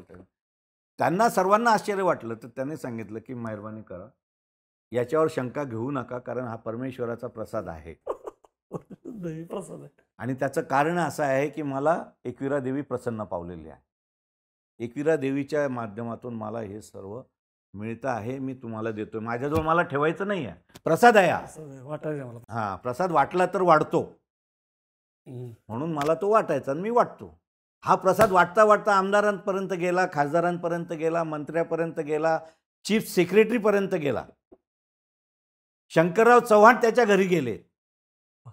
मला तुम्ही सांगा, एक क्लार्क अकाउंटंट हो. त्याच्यापर्यंत मुख्यमंत्री जाऊ शकतो. म्हणजे हे प्रकरण कुठपर्यंत गेलेलं होतं. आणि चाळीसगावचे जे तुमचं प्रणवानंद म्हणून जे आहे स्वामी, चाळीसगावला एक देवी आहे, तर नाव मला आठवत नाही. तर तिथे त्यांचं वास्तव्य होतं. बंगाली याच्यातला अभियंता म्हणजे इंजिनियर बरं. प्रणवानंद त्यांनी त्याग केला सर्व याचा आणि ते तिथे येऊन समर्पित झाले. हे प्रणवानंदांचे भक्त भास्कर शंकर वाघ. हे प्रणवानंदांना सर्व प्रकारचं पुरवायचे. इथून म्हणजे दर दिवशी कमीत कमी 5,000ची गुलाबाची पुष्प तिथे जायची. दररोज 5,000ची गुलाबाची पुष्प, हार वगैरे सर्व जे काही अत्तर बित्तर वगैरे सर्व यांच्याकडून जायचं, भास्करवाकडून जायचं. प्रणवानंदांनी यांना आशीर्वाद दिलेला आहे, देवीने आशीर्वाद दिलेला आहे. अशा प्रकारचं ते वातावरण सर्व होतं. भास्कर वाघाच्या अवतीभोवती सर्व गुंडांच्या फौजी तयार झाले. कारण कुणी आलं तर त्याला 5,000, कुणी आलं का 10. आणि सर्वात महत्त्वाचं, जो काही प्रसाद दिले जायचा म्हणजे नोटांचा प्रसाद, ह्या कोऱ्या नोटा असायच्या. एकही नोट जुनी नसायची. हे सर्वात वैशिष्ट्य होतं. किती करोडांचा भ्रष्टाचार होता. सेक्रेटरी किंवा मंत्र्यांना जर पैसे द्यायचे असतील आणि ते रेल्वेने चाललेत आहेत, तर जेवणाच्या डब्यामध्ये जेवण नसायचं, प्रसाद नोटा असायच्या. त्याच्यात नोटा. ही वस्तुस्थिती आहे, ही याच्यामध्ये रेकॉर्ड झालेली आहे सर्व. हे किती वर्ष चाललं सर? हे जवळजवळ 10 वर्ष चाललं. बिनबोभाट चाललं. हो, बिनबोभाट चालू होतं. मुख्यमंत्री चव्हाण पण घरी गेले. चव्हाण तेवढ्यासाठी गेले नव्हते. प्रणवानंद हे जे आहेत ना, आता मुख्यमंत्री चव्हाण साहेबांचं कसं असतं, ते भावनिक होते, आध्यात्मिक होते आणि त्यांची भावना प्रणवानंदांवर होते.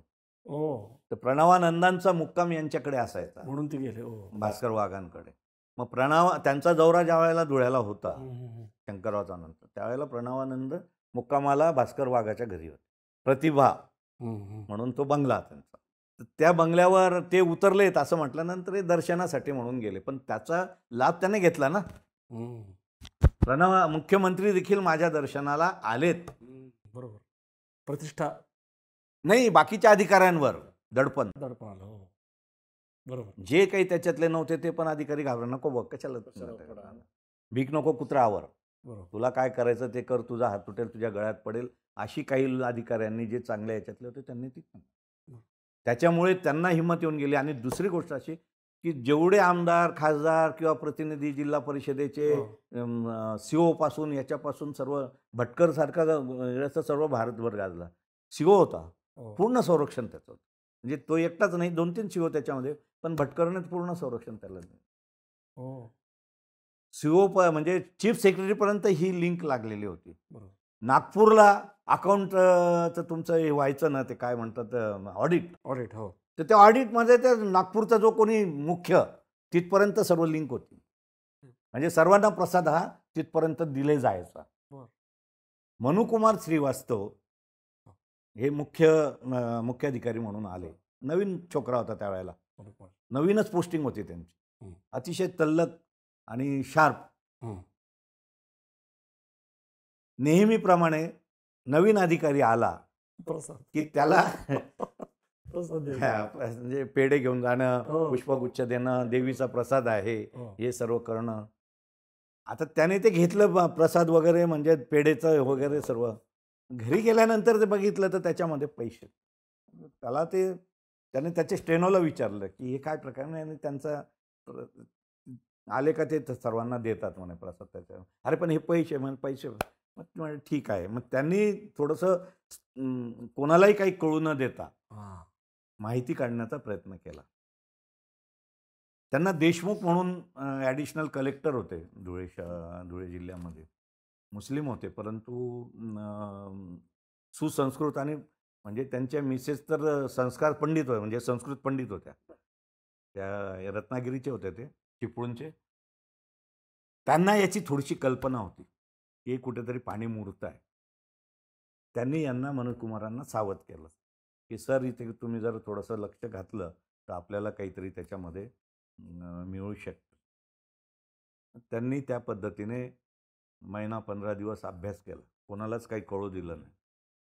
आणि केल्यानंतर त्यांनी महाराष्ट्र शासनाला, म्हणजे त्यांनी कसं केलं की त्यांच्याही लक्षात येऊन गेलं होतं की ही शासनाची वरूनपर्यंत यंत्रणा आहे. बरोबर. पण आता यांना आपल्याला याच्यामध्ये जर अडकवायचं असेल तर त्याच्यात कागदोपत्री अडकवलं तरच, नाही तर आपल्यावर हे उलटते. बरोबर. म्हणून त्यांनी कागदोपत्री चीफ सेक्रेटरीला तर सर्व अहवाल दिला, असं असं आहे आणि हे कॉन्फिडेन्शियल ठेवणं गरजेचं आहे, नाही तर माझ्या जीवाला धोका आहे. असं करत करत त्यांनी 1 महिना त्याच्यामध्ये घालवला आणि मग महाराष्ट्र शासनाने गुप्त यंत्रणेला त्या चौकशी करण्याचा आदेश दिला. तिथे ती कन्फर्म झालं की असं असं होतं आहे. काय व्हायचं की तुम्ही कॉन्ट्रॅक्टर आहात, तुमचं बिल मंजूर झालेलं आहे, संबंधित अधिकाऱ्याने आदेश दिला आहे की यांना धनादेश देऊन टाकायचा आहे. मग 20 लाखाचा धनादेश आहे. तो धनादेश मी फक्त 20,000चा द्यायचो. बाकीचे पैसे म्हणजे ते जे शून्य आहेत ते शून्याची ती करामत होती. हे जे गाजलं भास्कर वाघ प्रकरण आहे, त्याच्यावर चित्रपटही झालेला आहे. त्या चित्रपटामध्ये देखील की शून्याची किंमत काय असू शकते, कमी पण होते आणि वाढते पण.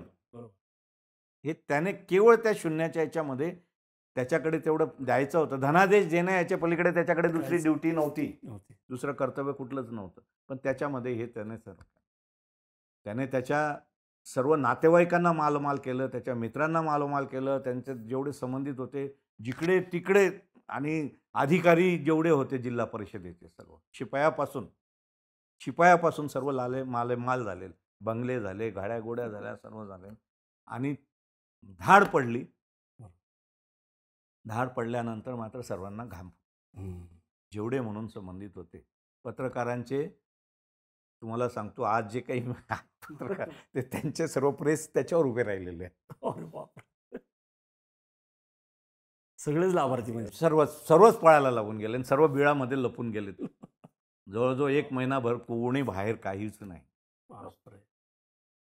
आता तिथेही काय गंमत झाली पुन्हा की सर्वच पुढारी अडकले, सर्वच अधिकारी अडकले. मग हे सर्व आपल्या अंगलाट येणार आहे म्हणून त्याला धीमे धीमे धीमे धीमे घेतलं आणि फक्त तो एकटा अडकला आणि 10 अधिकारी अडकले. 10 ते 18, बाकी सगळे सुटले. बाकी सर्वच आजही ते जेलमध्ये आहे. म्हणजे आता मरणासन्न अवस्था आहे. एक त्याने केलं की जेवढे धार्मिक स्थळ आहेत तेवढ्या धार्मिक स्थळांना, शाळांना, दवाखान्यांना भरपूर पैसा दिला.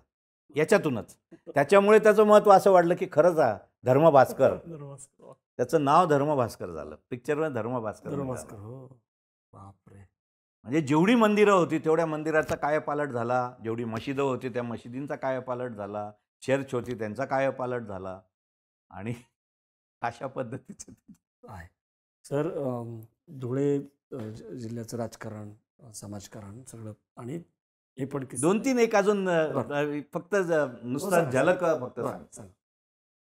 धुळे जिल्हा हा दूध उत्पादनामध्ये संपूर्ण भारतामध्ये 1 नंबर होता. पूर्ण भारतामध्ये. म्हणजे धुळ्याला मुंबईची आई म्हटले जायचं. का? मुंबईला पूर्णतः दुधाचा पुरवठा धुळे करायचा. न्यूझीलंडला रेल्वेच्या माध्यमातून धुळ्याचे टँक जायचे. न्यूझीलंडला? हो. दिल्लीला जायचे, दिल्लीवरून मग तिथे रवाना व्हायचे. म्हणजे खूप होतं. आणि सहकारी संस्था पितांबर जीभाऊ म्हणून ज्या होते ते त्याच्यामध्ये खूप दर्दी होते. त्यामुळे धुळे शहरामध्ये जी महाराष्ट्र शासनाने डेअरी दिलेली होती, शासकीय दूध डेअरी, त्या शासकीय दूध डेअरीला कॅन लागते. दुधासाठी. हो कॅनला. तर त्या कॅनची गरज नसताना चीफ ऑफिसरने इथल्या धुळ्याच्या महाव्यवस्थापकाला सांगितलं की त्याचं डिमांड कर, हे कॅन पाहिजेत बा आम्हाला.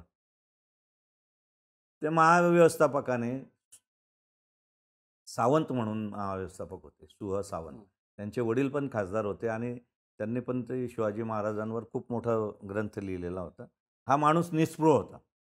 वडिलांच्या याच्यामुळे, वडीलही गांधीवादी होते, हाही त्याचं त्या याच्यानं म्हणजे बाकीचं त्याला काही कुठल्याच पद्धतीचं भ्रष्टाचाराशी काही त्याला घेणं देणं नव्हतं. त्याने कळवलं तिकडे की बुवा गरज नाही आहे कॅनची, कॅन भरपूर आहे तिथे आपल्याकडे. आता त्यावेळेला काही हे नव्हते, तुमचं प्रिंटर विंटर वगैरे काही नव्हतं, ते तारांवर चालायचं सर्व याच्याने.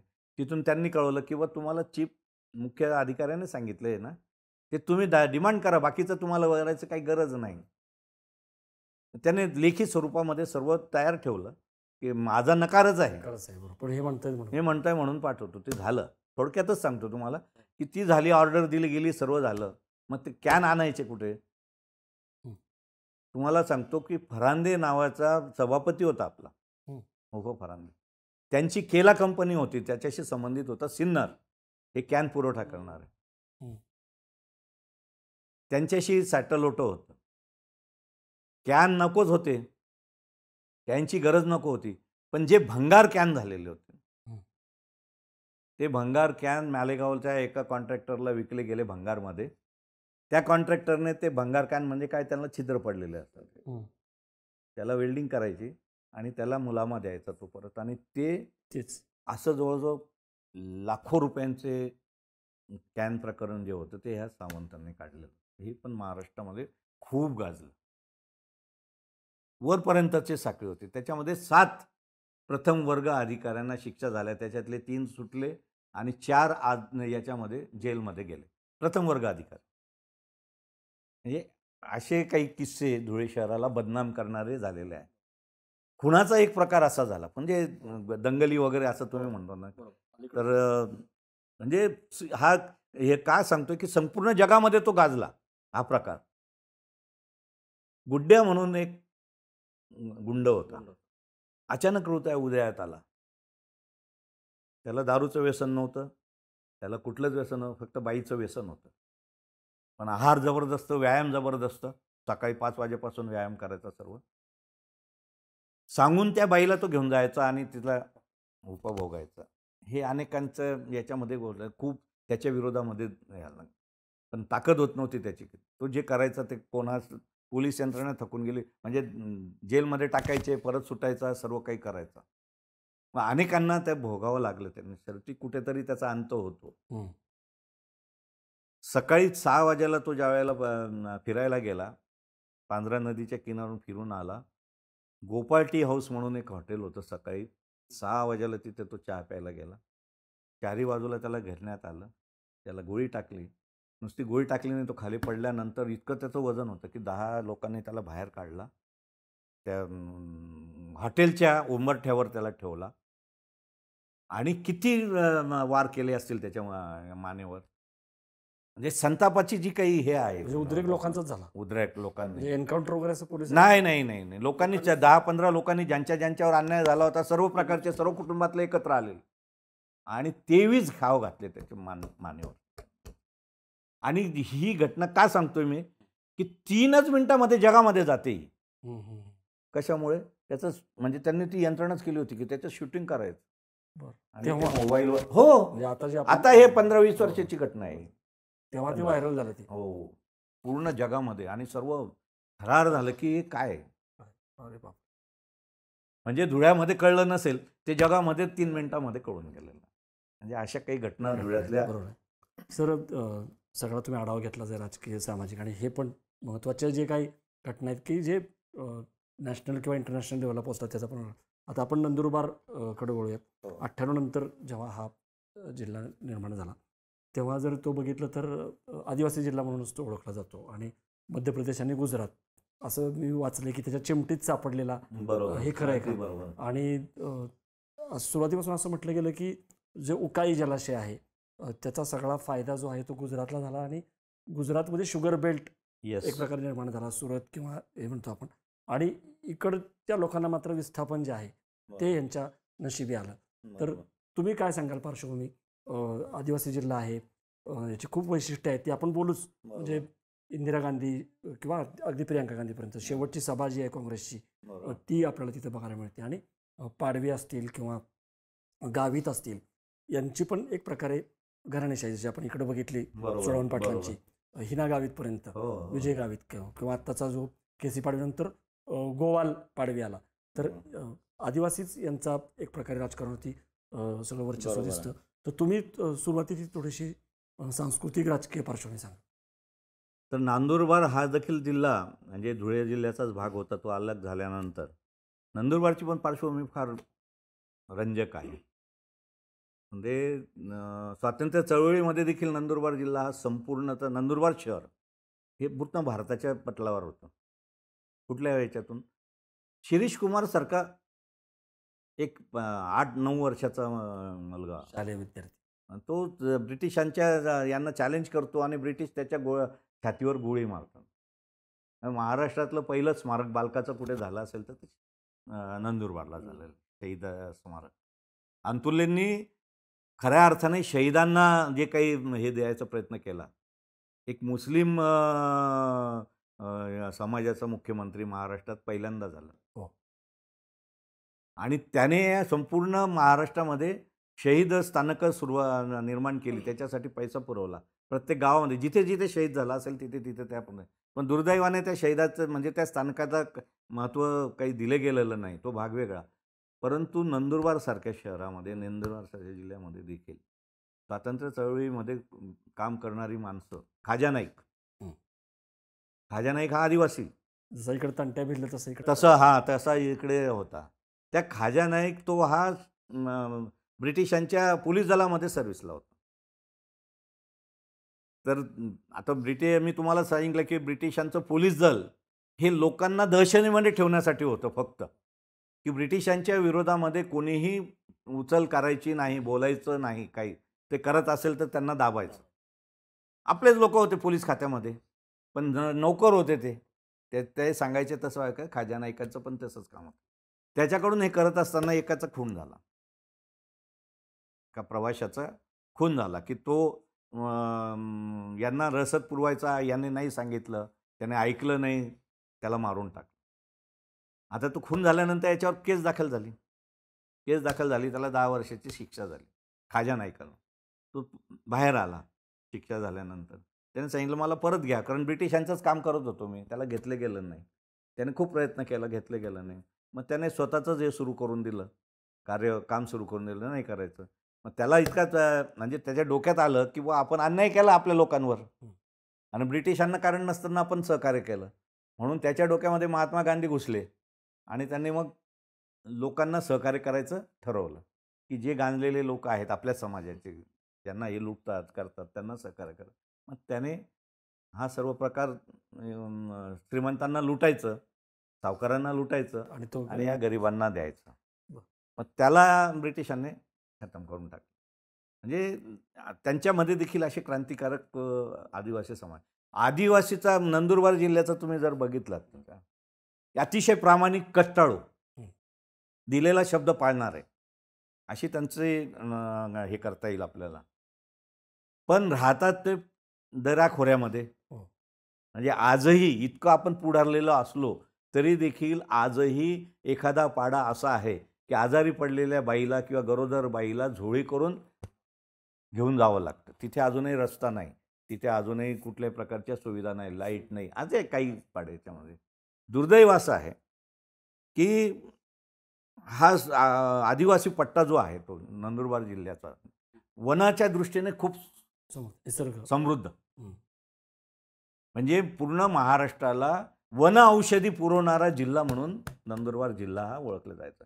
कारण त्याच्या वनामध्ये अनेक प्रकारच्या औषधी फळं ही नेली जायची आणि त्याचे निर्यात केले जायचे आणि त्याच्यावर पैसा हे आदिवासींचा रोजगार होता. तो आदिवासी बांधव, स्त्रिया असतील, बांधव असतील, हे गोळा करायचे आणि त्यांना विकायचे. आदिवासीच्या भागामध्ये तुम्हाला ती दारू मोहाची मोहाची दारू, बरोबर. मोहाची फुलं, मोहाची झाडं, बरोबर. हे उत्पन्नाचं फार मोठं साधन होतं. बरोबर. त्याच्यामुळे आदिवासींना कुठे जायची गरज नव्हती, ते घर बसल्या त्यांना उत्पन्नाचं साधन होतं. बरोबर. दुर्दैवाने काय झालं की स्वातंत्र्योत्तर काळामध्ये जे सत्ताधारी अधिकारी आहेत किंवा आमदार खासदार असतील, जे पदाधिकारी असतील, यांनी वैयक्तिक स्वार्थासाठी जंगलतोड सुरू केली. जंगलतोड सुरू करून चांगल्या प्रकारचे झाडं, कारण सागाची झाडं, याची झाडं सर्व अशी, याला खूप पैसा भरपूर मिळायचा. त्यामुळे हे उघडे पडायला लागले. यांचं उत्पन्नाचं साधन गेलं ना. बरोबर. मग करायचं काय? तर मग काही वेळेला मग चोऱ्या माऱ्या करायच्या किंवा मग डाक्या टाकायचे किंवा जी काही जमीन मोकळी झालेली, झाडं तोडलेली, तिथे अतिक्रमण करून मग तिथे शेती करायची. मग त्या शेतीच्या या माध्यमातून ज्या यांचं आता सुरू झालं व्यवसाय, उपजीविकेचं साधन, त्यावेळेला पण ही माणसं त्यांना अडवायला लागली, अधिकारी अडवायला लागले. त्याच्यामध्ये मग संघर्ष सुरू झाला. दरम्यानच्या काळामध्ये नर्मदा धरणाचा उदय झाला. त्याच्यावर सांगण्यात आलं होतं की महाराष्ट्राला याचा खूप उपयोग होणार आहे. त्यामुळे महाराष्ट्राची जमीन, त्यावेळेला नंदुरबार वगैरे हा सर्व एकत्रच भाग होता. गुजरात आणि हे देखील महाराष्ट्र एकच होतं. संयुक्त महाराष्ट्र चळवळीच्या याच्यामध्ये हा प्रकार उजेडात आला, तो भाग वेगळा. पण नर्मदा धरणाला विरोध मग मेधाताई पाटकरांनी सुरू केला. आदिवासी भागामध्ये मेधाताई पाटकरांचं खूप चांगलं काम आहे. त्यांना जागृती करणं, त्यांच्या संघटना बांधणं, त्यांच्यासाठी न्यायालयात जाणं वगैरे वगैरे, आणि त्यांना अनेक वकिलांनी पण खूप मदत केली. मग त्यांनी ज्या वेळेला ते विरोध केला त्यावेळेला त्यांना पण दडपण्यात आलं, आदिवासींना पण दडपण्यात आलं. ते धरण बांधले गेलं, उकाई धरण झालं. म्हणजे या सर्व, पण त्याचा फायदा बहुसंख्य गुजरातला केला. तापी नदीवर झालेला धरणाचा याला आपल्याला मिळाला, त्याचा धरणाचा फायदा त्यांना संपूर्णतः त्यांना त्याचा मिळाला. आता त्याच्यामध्ये आपलं सुदैव पण आणि दुर्दैव पण असं आहे की नंदुरबार जिल्ह्यातले सुरुवातीला पण तिथे अपक्ष खासदार झाला, पण नंतर माणिकराव गावित सारखे ज्यावेळेला खासदार झाले, ते 9 वेळेला खासदार की त्यांनी, अतिशय कमी शिकलेला माणूस, म्हणजे जिल्हा परिषदेचं सदस्य म्हणून निवडून आले त्यावेळेला सायकलवर फिरायचे. धुळ्यामध्ये कुठेही गेले तर सायकलवर. त्यांना सभापतीपद मिळालं. समाज कल्याण खात्याचे सभापती ते झाले. ज्या दिवशी ते सभापती झाले त्या दिवशी त्यांना गाडी दिली त्याने. आता 4 व्हीलर दिले जाते सभापतींना. म्हणजे इतका साधा आणि इतका याच्यातला माणूस होता की त्याला गाडीतही बसता येईना. तर बसताना त्याने दरवाजा लोटले गेला, त्याचा बोट कापले गेले त्या दरवाजामध्ये. सिव्हिल हॉस्पिटलला गेले, कोणी ओळखायला तयार नाही त्याला. असा माणूस 9 वेळेला खासदार झाला.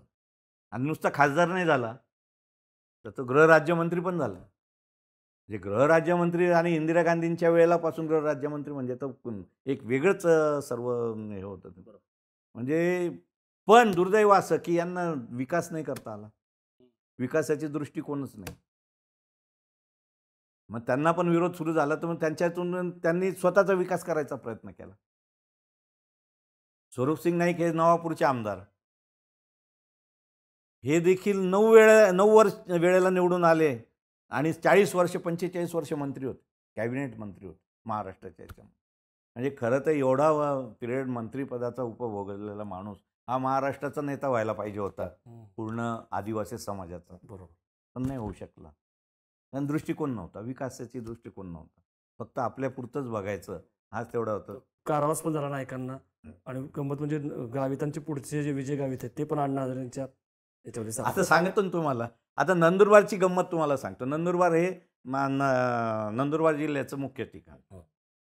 नंदुरबार जिल्ह्यामध्ये बटेसिंग भैया, बटेसिंग रघुवंशी हे एकच घर, 2च भाऊ.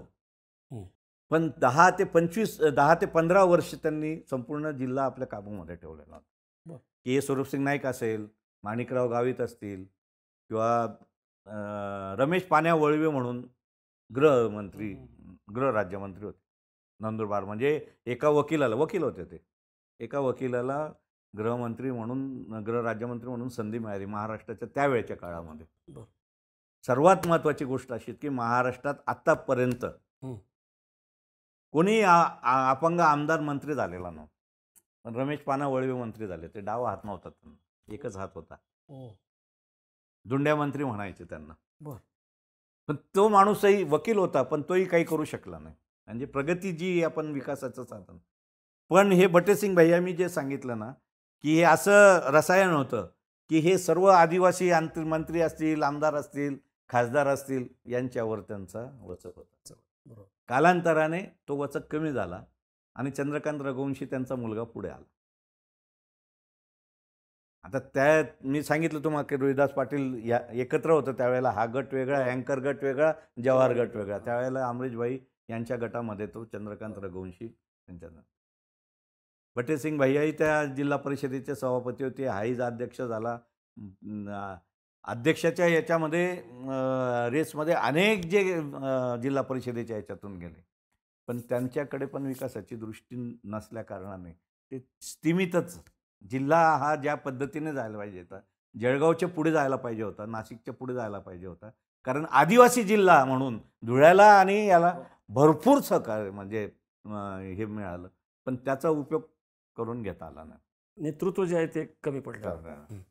आता माणिकराव गावित 9 वेळेला मंत्री झालेत, खासदार झालेत. मंत्री पण केंद्र मंत्रिमंडळ होते. स्वरूपसिंग नाईक केंद्रीय मंत्रिमंडळ. त्याच्यानंतर यांचा उदय झाला. एक राष्ट्रवादीमध्ये होते विजय गावित. विजय गावित म्हणजे रमेश पाना वळवींचे जावई. त्यांच्यामुळेच त्यांना लिफ्ट मिळाली. आणि ते शरद पवारांबरोबर होते. शरद पवारांनंतर ते भाजपत गेले.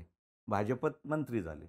मंत्री झाल्यानंतर आता 2-3 वेळाला मंत्रिपद त्यांना टर्ममध्ये मिळाली. पण तरी देखील ते जिल्ह्याच्या व्यतिरिक्त काहीच जिल्ह्याचा पण विकास करू शकले नाही आणि राज्यातल्या आदिवासींचा पण विकास करू शकले. मुलगी पण झाली डॉक्टर हिना गावित. आता त्याच्यानंतर मग ती खासदार झाली हिना गावित. हिना गावित 2 वेळा निवडून आली.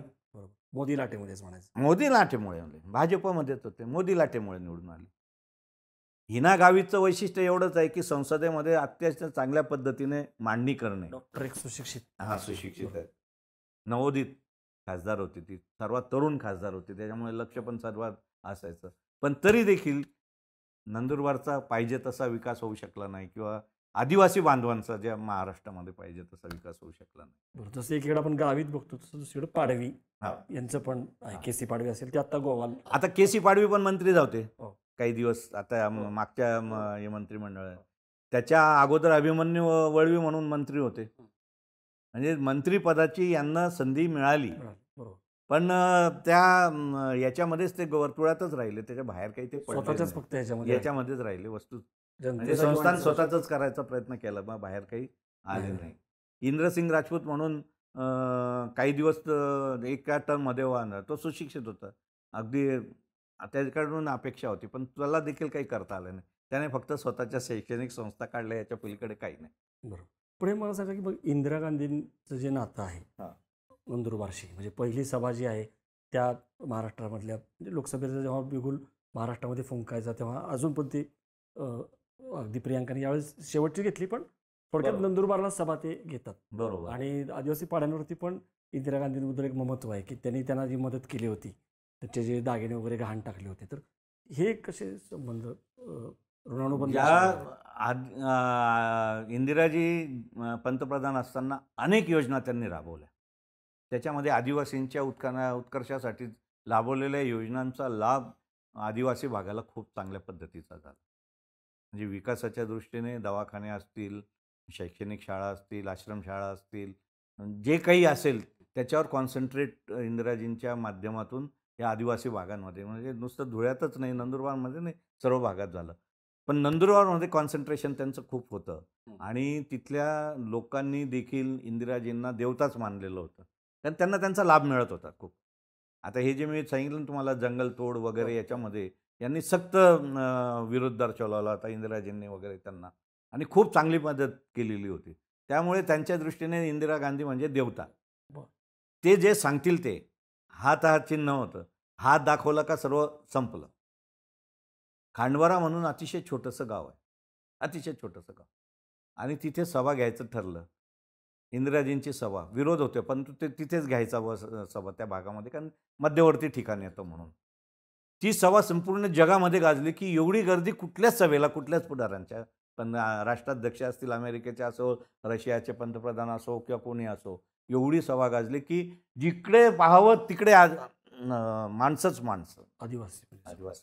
हं. म्हणजे ज्या 2 दिवस अगोदरपासून लोक जाऊन बसलेले होते, इतकी त्या पॉप्युलॅरिटी त्यावेळेला लोकप्रियता इंदिराजींची होती.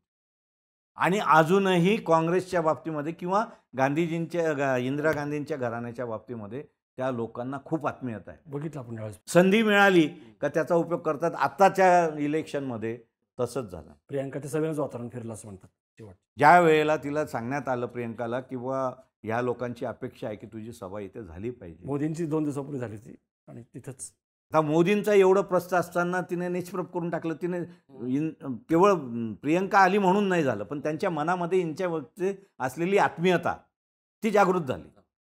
तिला स्फुलिंग फुटलं त्याचं आणि त्याच्यामुळे ते सर्व लोक 1-2 लाखाच्या वर जातं मताधिक्य. म्हणजे याचा अर्थ काय? पैसा खूप गेला. मुख्यमंत्री म्हणजे पंतप्रधान आले, गृहमंत्री आले, सर्व प्रकारचे नेते राष्ट्रीय पातळीवरचे नंदुरबारला आले, पण त्याचा उपयोग नाही झाला. आणि सांगण्याचं मी तुम्हाला सुरुवातीला सांगितलं की धुळे आणि नंदुरबारची सर्वसामान्य जनता जी आहे ती काँग्रेस प्रेरित आहे, काँग्रेसच्या विचाराशी जुळणारी आहे. पण तिच्यावर दडपण आणून ज्या वेळेला असं काय केलं जातं त्यावेळेला त्या संदर्भामध्ये ती खांदेपालट होत राहते. आता जो गोवाल आहे त्याचं पण हिना गावीसारखं दिसतं. तो पण एक सुशिक्षित तरुण म्हणजे गोवा गावचा खरं तर राजकारणाशी संबंधच नव्हता. असं ऐकलं की राहुल गांधींनी भारत जोडोमध्ये त्यांना पाहिलं आणि त्यांना नाही, तसंही नाही म्हणता येणार. केसी पाडवी जे आहेत आमदार, हे केसी पाडवी आता त्यांना पण खूप प्रयत्न झाला ना भाजपमध्ये आणण्याचा, पण ते गेले नाहीत. त्यांनी काँग्रेस सोडली नाही. हे वारं तिथपर्यंत गेलं ना की एक कोणीतरी तिथे आपला पक्षाचा आहे की या सर्व याला बळी पडलेला नाही, दडपणाला, पैशाच्या नाही, सत्ताधाऱ्यांच्या नाही किंवा कुठल्याही प्रकारचं सीडी नामडी काय कुठल्या यंत्रणेला तो घाबरलेला नाही. आणि तसं त्याचं हे पण नाही. केसी पाडवी एकदम चांगला यंत्र. फक्त एवढंच आहे की तो प्रभाव पाडू शकला नाही, मंत्री म्हणून होता. मग तिथे हिला टक्कर देणारा दुसरा कोणी नव्हता. हिना गावीतला टक्कर देणारा कोणीतरी तिच्यासारखा सुशिक्षित पाहिजे.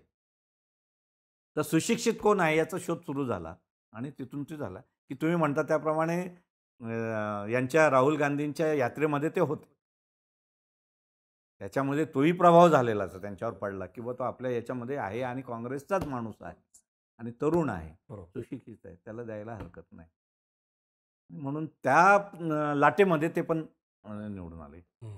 आपण नंदुरबारमध्ये पण बघितलं धुळ्याप्रमाणेच जे प्रस्थापित राजकारणी आहेत गावित म्हणजे माणिकराव गावित, विजय गावित, हिना गावित किंवा केसी पाडवी, गोवाल पाडवी, एक प्रकारे घराणेशाही किंवा त्यातनं एक स्वतःचं कर्तृत्व हाच आपला पॅटर्न दिसतोय.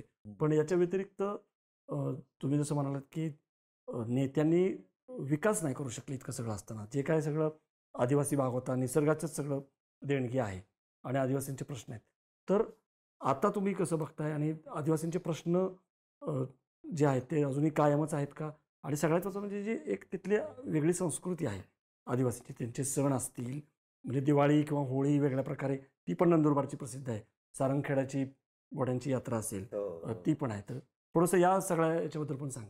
खरं तर ही संस्कृती, आदिवासींची संस्कृती मी तुम्हाला सांगितलं खूप महान आहे. म्हणजे आदिवासी हा आध्यात्मिक विचारसरणीचा आहे. देव मोगरा ही देवी आहे त्यांची. ही नंदुरबार जिल्ह्यातली आदिवासी भागांची म्हणजे जबरदस्त त्याचं पगडा आहे त्यांच्या याच्यावर. अमृतसिंग वसावे म्हणून आपला जिल्हा शासकीय रुग्णालयात शल्यचिकित्सक होते आणि अध वसावे हे सहकार खात्यामध्ये एक मोठ्या हुद्द्यावर होते, कलेक्टर लेवलचा अधिकारी होते. हे 2 अधिकाऱ्यांनी या देवमोगरा देवीच्या संदर्भातील आदिवासी लोकांची भावना लक्षात घेता ते मंदिराला खूप चांगल्या पद्धतीने हे करायचा प्रयत्न केला.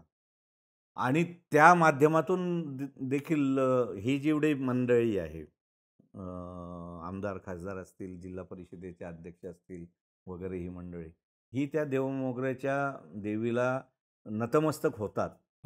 हे केवळ ह्या लोकांच्या याच्यामुळे की या लोकांची भावना आहे आणि आपण पण त्या देवीला जातो हे यांना कळलं तर ते आपल्या पाठीमागे येतील, हा त्याच्या मागचा तो उद्देश होता. तसं धार्मिक धुळे आणि नंदुरबार याच्यामध्ये देखील धुळ्यातली जनता देखील तशीच भावूक आहे. आता मध्यंतरी महादेव मंदिराचं याचं प्रस्त खूपच गाजलं. ते मिश्रा जे आहेत, ते मिश्रांचं महाराष्ट्रामध्ये खूप जबरदस्त महादेवाच्या संदर्भातली त्यांची व्याख्यानं ही खूपच गाजलेली आहेत. मालेगावला झालं, धुळ्याला पण झालं आणि महादेवाच्या मंदिरांची एक मालिकाच सुरू झाली. आमच्या धुळ्यामध्ये देखील सदाशिवनगरमध्ये जे महादेवाचं मंदिर आता सुरू झालेलं आहे. लोकांच्या याच्यातून सहभागातून 32 लाख रुपये खर्च करून लोकांनी स्वतःहूनच केलंय आणि धुळ्यामध्ये अनेक अशी मंदिरं आता झालेली. तसं आदिवासी भागामध्ये देखील अशा प्रकारची मंदिरं त्यावेळेला उभारली गेली. आता पण लोकांच्या भावना आहेत की त्या याच्यातून आता तुम्ही जो विषय काढला सणांचा, बरोबर, तर त्यांच्यामध्ये आदिवासीमध्ये होळी हा सण जबरदस्त. म्हणजे जगामध्ये आदिवासी भागातली होळी ही इतकी प्रसिद्ध आहे की परदेशातले लोक देखील त्या आदिवासीच्या होळीसाठी त्यांचा तो जो नाच असेल आदिवासी परंपरेच्या दृष्टीनेचा, त्यांची जी काही त्यावेळेची होळीच्या संदर्भातली आयोजनाची कार्यपद्धती असेल ही आकर्षक आहे याच्यातून. आणि अशा याच्यामध्ये आता तोरणमाळसारखं जे गाव आहे, तोरणमाळ म्हणजे शहादा आणि अकरानी याच्यावर येतं. अतिशय सुंदर स्थळ आहे आणि थंड हवेच्या दृष्टीने देखील ते गाजलेलं आहे. पण विकासाची दृष्टी नसल्यामुळे खरं तर ते महाबळेश्वर किंवा तोरणमाळ या आपल्या तुमच्या माथेरानपेक्षा त्याला 300 फूट खोल खाई आहे तिथे, सीताखाई म्हणून केलं म्हणजे. आणि आजूबाजूचा परिसर इतका नयनरम्य आहे. तिथे जर म्हणजे उन्हाळ्यात तुम्ही गेलात तरी तुम्हाला तिथे चादर म्हणजे शाल घ्यावी लागते, गोधडी घ्यावी लागते, इतकी थंडी त्याच्यामध्ये असते. तर याचा विकास जसा करून घ्यायला पाहिजे तसा विकास केले गेलेला पर्यटन स्थळ म्हणून डेव्हलप झालं नाही, व्हायला पाहिजे होतं. सारंगखेड्याचा तुम्ही उल्लेख केला, सारंगखेड्याची यात्रा जगामध्ये प्रसिद्ध आहे. म्हणजे 5-5 कोटीचा एक घोडा तिथे विकले जाऊ शकतो आणि विकायला येऊ शकतो. म्हणजे अतिशय चांगल्या पद्धतीचं नियोजन राऊळ जे घराणं आहे ते करत असतं आणि नियोजन अतिशय चांगलं असतं. त्याच्या अवतीभोवती म्हणजे 10 दिवसाचा जो काय दत्त मंदिर तिथलं प्रसिद्ध आहे, त्या दत्त मंदिराच्या यात्रेच्या निमित्तानेच ही सारंगखेडा यात्रा भरत असते. म्हणजे प्रभाव हा जो आहे धुळे नंदुरबारच्या याच्यावर हा धार्मिक याचा जबरदस्त आहे. तर तुम्हाला एक उदाहरण सांगतो. तामथर म्हणून जे छोटंसं गाव आहे आमच्या इथे धुळे आणि सिंदखेडा तालुक्याच्या सीमेवरचं, वस्ती फक्त 2,500ची. पण तिथे त्या गावातल्या लोकांनी हरिभक्तपरायण महेंद्र महाराज, काही वय जास्त नाही, 25-30 आता 30-35च्या घरामध्ये असतील जास्तीत जास्त, त्यांनी एक वेळा पेरला की बा आपल्याला इथे व्यसनमुक्ती चळवळ राबवायची आहे किंवा सुशिक्षित म्हणजे वर्गांना आपल्या चांगल्या पद्धतीचे आपल्याला शिबिरं घ्यायची आहेत वगैरे वगैरे. आणि त्याच्या माध्यमातून त्यांच्या डोक्यामध्ये संकल्पना आली की राधाकृष्ण मंदिर म्हणजे प्रतिवृंदावन आपण इथे निर्माण केलं तर होऊ शकतं. आता 2,500च्या वस्तीमध्ये प्रतिवृंदावन म्हणजे साधी गोष्ट नाही आहे ती, आणि राधाकृष्णाचं मंदिर. पण त्या गावाने ठरवलं की नाही करायचं. 2,500चं गाव म्हणजे एक याच्यासाठी सांगतोय की लोकांनी जर स्वयंस्फूर्तीने एखादी गोष्ट करायची ठरवली जिद्दीने आणि ते करायचं त्याच्यासाठी योगदान द्यायचं निश्चय केला तर ते होऊ शकतं. तसं या गावामध्ये झालं. म्हणजे 2.5 एकर जमीन एका वाणी समाजाच्या माणसाने, येवले नावाच्या माणसाने दिली. ती जमीन सपाटी करण्यासाठी योगदान लोकांनी दिलं. म्हणजे स्वतःहूनच, काहीच म्हणजे बळजबरी करावी लागली नाही, काही नाही. त्याच्या भोवती कुंपण देखील लोकांनीच वर्गणीने केलं. त्याच्या अवतीभोवती झाडं 1500-1500 रुपयाची एक झाडं लोकांनीच आणली, ती तिथे लावली. आणि आज तिथे रवींद्र राजपूत म्हणून त्या परिसरामध्ये वाढलेला तो आज सुरतमध्ये एक चांगला उद्योजक म्हणून प्रसिद्धीला आलेला. खूप योगदान आहे त्यांचं. आणि धार्मिक प्रवृत्तीचा त्या मंदिराच्या बांधकाम समितीचं सभापतीपद त्याने स्वतःकडे घेतलं आणि पूर्ण जिल्ह्यामध्ये आणि तालुक्यामध्ये आणि सुरत इथून इतका पैसा आला, 4-5 कोटी रुपये जमा झाले. 15 कोटीचा प्रकल्प आहे. आणि काम आता सुरू झालेलं आहे. पण याचा वलय आता तिथे जे राजकारणी येत नव्हते ते राजकारणी यायला लागले. बरोबर. हेतू मला सांगायचा तुमचा असा आहे याच्यातला, की धार्मिक याच्यामध्ये देखील लोकांच्या याच्यामधल्या जर पकड आपण ठेवली तर राजकारणामध्ये त्याचा उपयोग होतो. कसं होतं मला तिथे हेच विचारायचं सर, की ही जी गुजरातची जवळीक आहे ती आपल्या एकीकडे आपल्याला दिसते की ती कशी मारक ठरली. म्हणजे सरदार सरोवरच्या निमित्ताने कसा गुजरात मध्य प्रदेशात जास्त फायदा झाला, महाराष्ट्राचा तुलनेने तेवढा फायदा झाला नाही किंवा विस्थापन जास्त झालं किंवा उकाई जलाशयाच्या निमित्ताने वगैरे. पण काही बाबतीमध्ये असंही झालं आता अलीकडं की इकडनं जास्त तिकडं देवाणघेवाण व्हायला लागलेली आहे, रोजगार निर्मिती किंवा रेल्वे जी जाते. तर असं काही झालं आहे का आदिवासींचे जे प्रश्न आहेत ते कायमच आहेत आणि याच्यामध्ये भाषेचा किती अडसर आहे? तुम्ही असं म्हटलं की अनेक असे आदिवासी पाडे आहेत की जिथं बेसिक सुविधा ज्या आहेत त्या आपण जाऊ शकलेल्या नाही आहेत आणि तिथं अहिराणी जरी बोली असली तरी कोकणी, भिल्ल, पावरा वेगवेगळ्या समाजाचे आदिवासी समाजामध्ये पण आहेत वेगवेगळे. वेगवेगळ्या याच्यातले तर आहेत. तर काय बघताय तुम्ही आणि या दृष्टीने पुढं कसं बघताय की पुढं काय होणार आहे का फरक? ही जी नवीन पिढी आहे, हिना गावित असेल किंवा गोवाल असेल, तर यांच्यामध्ये ती चांगला धमक आहे प्रश्न का? तुम्ही केला. आता कसं आहे, आठवलं म्हणून सांगतो तुम्हाला. आपण परत धुळ्याला थोडंसं येऊया, हा. की धुळे जिल्हा परिषदेच्या अध्यक्षा ज्या आहेत आता, त्या गुजरातच्या एका खासदाराच्या कन्या आहेत. बर. नवसारीचे जे खासदार आहेत CR पाटील, हां चंद्रकांत पाटील ते. चंद्रकांत पाटील, हां. हे गुजरातच्या भाजपचे प्रांताचे अध्यक्ष आहेत. हो, पोलीस होते ते. आता ते त्यांची ही मुलगी ही शिवाजी रायमल देवरे जे जिल्हा परिषदेचे अध्यक्ष होते हां. काही वर्षापूर्वी, जे चुडामण अण्णांचे व्याही म्हणजे रोहिदास पाटलांचे सख्खे सासरे, त्यांची ही मुलगी म्हणजे सुभाष देवरे, हे शिवाजीराव देवरेचे बापूजींचे चिरंजीव, ते पण जिल्हा परिषदेचे अध्यक्ष होते. बापूजी स्वतः जिल्हा परिषदेचे अध्यक्ष होते आणि आता सुनबाई जिल्हा परिषदेचे अध्यक्ष. जिल्हा परिषद अध्यक्ष आहेत. हा, जिल्हा परिषद CR पाटलांची मुलगी. CR पाटलांची मुलगी. तुम्ही सांगता तसं ते गुजरातच्या याच्यातून काय होत आहे, इकडे नंदुरबारला गुजरातची बॉर्डर आहे आणि इकडे धुळ्याला मध्य प्रदेशची बॉर्डर आहे. ब्रिटिशांच्या काळातले एक उदाहरण तुम्हाला सांगतो की आजही शेतकऱ्याला करमाफ आहे.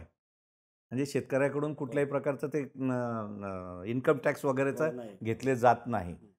त्याचं कारण आहे, विचारलं तर कोणालाच सांगता येत नाही, पण त्याचं मूळ असं आहे की ब्रिटिश राजवटीने भारतातल्या जे काही उत्पन्न होतं, बाजरी असेल, गहू असेल, जे काही उत्पन्न असेल, ते उत्पन्न त्यांनी खरेदी करायचं मातीमोल भावाने शेतकऱ्याकडून. म्हणजे शेतकऱ्याला ते उत्तेजित करायचे, उत्पन्न काढा, गहू काढा, बाजरी काढा, जे काही काढायचं, कापूस काढा, त्यांना सवलती द्यायचे. मग ती सवलत ही होती की त्यांच्याकडून कुठल्याही प्रकारचा कर घ्यायचा नाही, किती का त्यांनी उत्पन्न केलं तरी.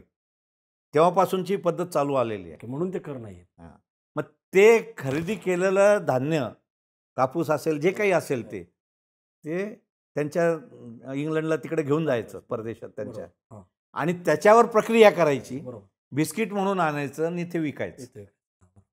कपडा जो आहे, कापूस, तर कपडा तयार करायचा, इकडे आणायचा, तो इकडेच विकायचा परत. ती पद्धत मध्य प्रदेश आणि गुजरात यांनी अवलंबलेली आहे.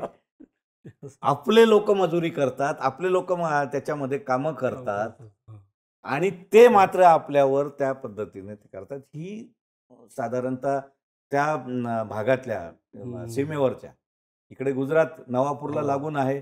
नवापूर आपलं महाराष्ट्राचं शेवटचं तालुका आहे. इकडे मध्य शिरपूर धुळे जिल्ह्याचं शेवटचं स्थळ आहे मध्य प्रदेशात. तर संपूर्णतः हा व्यापार हा ब्रिटिशांच्या याच्याप्रमाणे तिथे चालू आहे. राजकारणी लोक फक्त आपलं स्वतःच पाहतात, तिकडचे मात्र विकासाच्या दृष्टीने करतात. म्हणून मध्य प्रदेशचा विकास झालेला आहे, गुजरातचा विकास झालेला आहे. महाराष्ट्रातले अनेक उद्योग तिकडे गेलेत, याचं वस्तुस्थिती पण ती आहे. ती राजकारण म्हणूनच बोलले जात नाही, पण वस्तुस्थिती पण ती आहे. त्यांच्यामध्ये तो दृष्टिकोन आहे. असं आहे, बरोबर आहे. पण तुम्हाला भविष्यात काय दिसते एकंदरीत? धुळे आणि नंदुरबार आपण एकत्र आता सुरुवात केली होती, तर पुढचं तुम्हाला साधारणतः राजकीय भवितव्य, आता जरी भाजपच्या 2 वेळच्या मोदी लाटेनंतर परत काँग्रेसने बऱ्यापैकी यश मिळवलेलं असलं, म्हणजे अगदी धुळे, नंदुरबार दोन्ही ठिकाणी आपण बघतोय की काँग्रेसचे निवडून आले खासदार. पुढं तुम्ही कसं बघता आणि मूळ आदिवासींच्या विकासासाठी काही दूरदृष्टी दिसते का कुठल्या नेत्यांमध्ये अशी तुम्हाला धमक दिसते? नाही, आता कसं झालं आहे की लोकसभेच्या निवडणुकीच्या याच्यामुळे मोदी शासनाला नाही म्हटलं तर चपराक एक साध्या पद्धतीची बसलेली आहे. परंतु सत्ता आजही त्यांच्याच ताब्यात आहे. सत्ता असल्यामुळे आजही ते ज्या पद्धतीने आतापर्यंत त्यांनी हे करायचा प्रयत्न केला, इतर पक्षाचे लोक आपल्याकडे आणण्याचा प्रयत्न केला, त्या पद्धतीने आजही त्या पद्धतीचं त्यांचं वातावरण चालूच राहणार आहे. महाराष्ट्राच्या बाबतीमध्ये देखील सत्ता त्यांच्याच ताब्यामध्ये आहे. बरोबर. त्यांचंच आधिपत्य आहे. आणि लाडकी बहीण सारख्या ज्या योजना आहेत त्या योजना नाही तरी प्रभावित करणाऱ्या आहेत. महिलांना असो किंवा जे वेगवेगळ्या योजना ज्या काही ते टाकत आहेत त्याच्यामुळे पण तरी देखील बुमरँग सारखं म्हणजे ज्याच्यावर उलटण्यासारखी देखील परिस्थिती आहे की हे यांनी भ्रष्टाचार निपटणं 15 ऑगस्ट मोदीजींचं जर भाषण ऐकलं असेल तर मोदीजींनी शेवट भ्रष्टाचार निपटणं हा आमचा महत्त्वाचा उद्देश आहे अशा प्रकारे सांगून जोर दिला. त्याच वेळेला लोकांच्या मनात आलं की महाराष्ट्रामध्ये जेवढे भ्रष्टाचारी आहेत त्यांना सर्वांना तुम्ही राजाश्रय दिला. बरोबर. म्हणजे अशी विचारसरणी देखील नंदुरबार धुळे जिल्ह्यामध्ये आहे. म्हणजे त्याचा देखील उपयोग म्हणजे यांनी जर करून घेतला काँग्रेस धार्जिण्या पक्षाने तर त्यांना याच्यामध्ये खूप चांगल्या पद्धतीची संधी आहे. पण ती कशी त्यांनी त्याचा संधीचा उपयोग करून घ्यायचा हे त्यांच्या याच्यावर अवलंबून आहे. बरोबर आहे. तर खूप धन्यवाद. तुम्ही जवळपास तासाहून अधिक वेळ तुम्ही धुळे आणि नंदुरबार दोन्ही जिल्ह्यांची जी काय राजकीय पार्श्वभूमी असेल, ऐतिहासिक असेल, सामाजिक असेल आणि मुळात तिथले सगळे दिग्गज नेते ती स्थित्यंतर कशी घडली, त्यांचं राजकारण कसं फुललं किंवा एक पॅटर्न दिसतोय की कोणी मोठा व्हायला लागला की त्याचा कसा पाय खेचायचा. पण याच्यामध्ये शेवटचं पण सांगेल की नंदुरबारच्या जे खासदार आहेत आणि शोभाताई बच्छाव या ज्या खासदार आहेत दोघांची पार्श्वभूमी एवढं म्हणता येईल आपल्याला की पाटीकोरी आहे. बरोबर. यांच्यावर कुठल्याही प्रकारचा आरोप आजच्या घडीला करता येणार नाही, काही करू शकणार नाही. बरोबर. आणि दोघं देखील प्रगतिशील म्हणजे त्यांची जी विचारसरणी आहे किंवा त्यांचा जो प्रकार हे आहे प्रवास दिसतो आहे तो असा तुम्ही म्हणता. त्यामुळे कदाचित हे जे पडलेले स्थगित झालेले विकासाचे प्रश्न आहेत हे यांच्या याच्यामध्ये मार्गी लागू शकतात. आपण बघूयात की विकास होतोय का.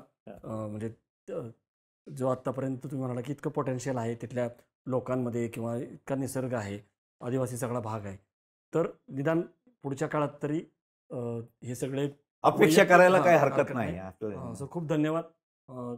तुम्हाला धुळे नंदुरबार ची जी माहिती सरांनी सांगितली, महेश घोगे सरांनी, ती तुम्हाला कशी वाटली? तुमच्या ज्या कमेंट्स आहेत त्या आपण नक्की कळवा आणि बघत राहा. अशाच वेगवेगळ्या जिल्ह्याचं राजकारण या सिरीजमध्ये आपण आणखीन काही जिल्हे घेऊन येणार आहोत. बघत राहा बोलवड.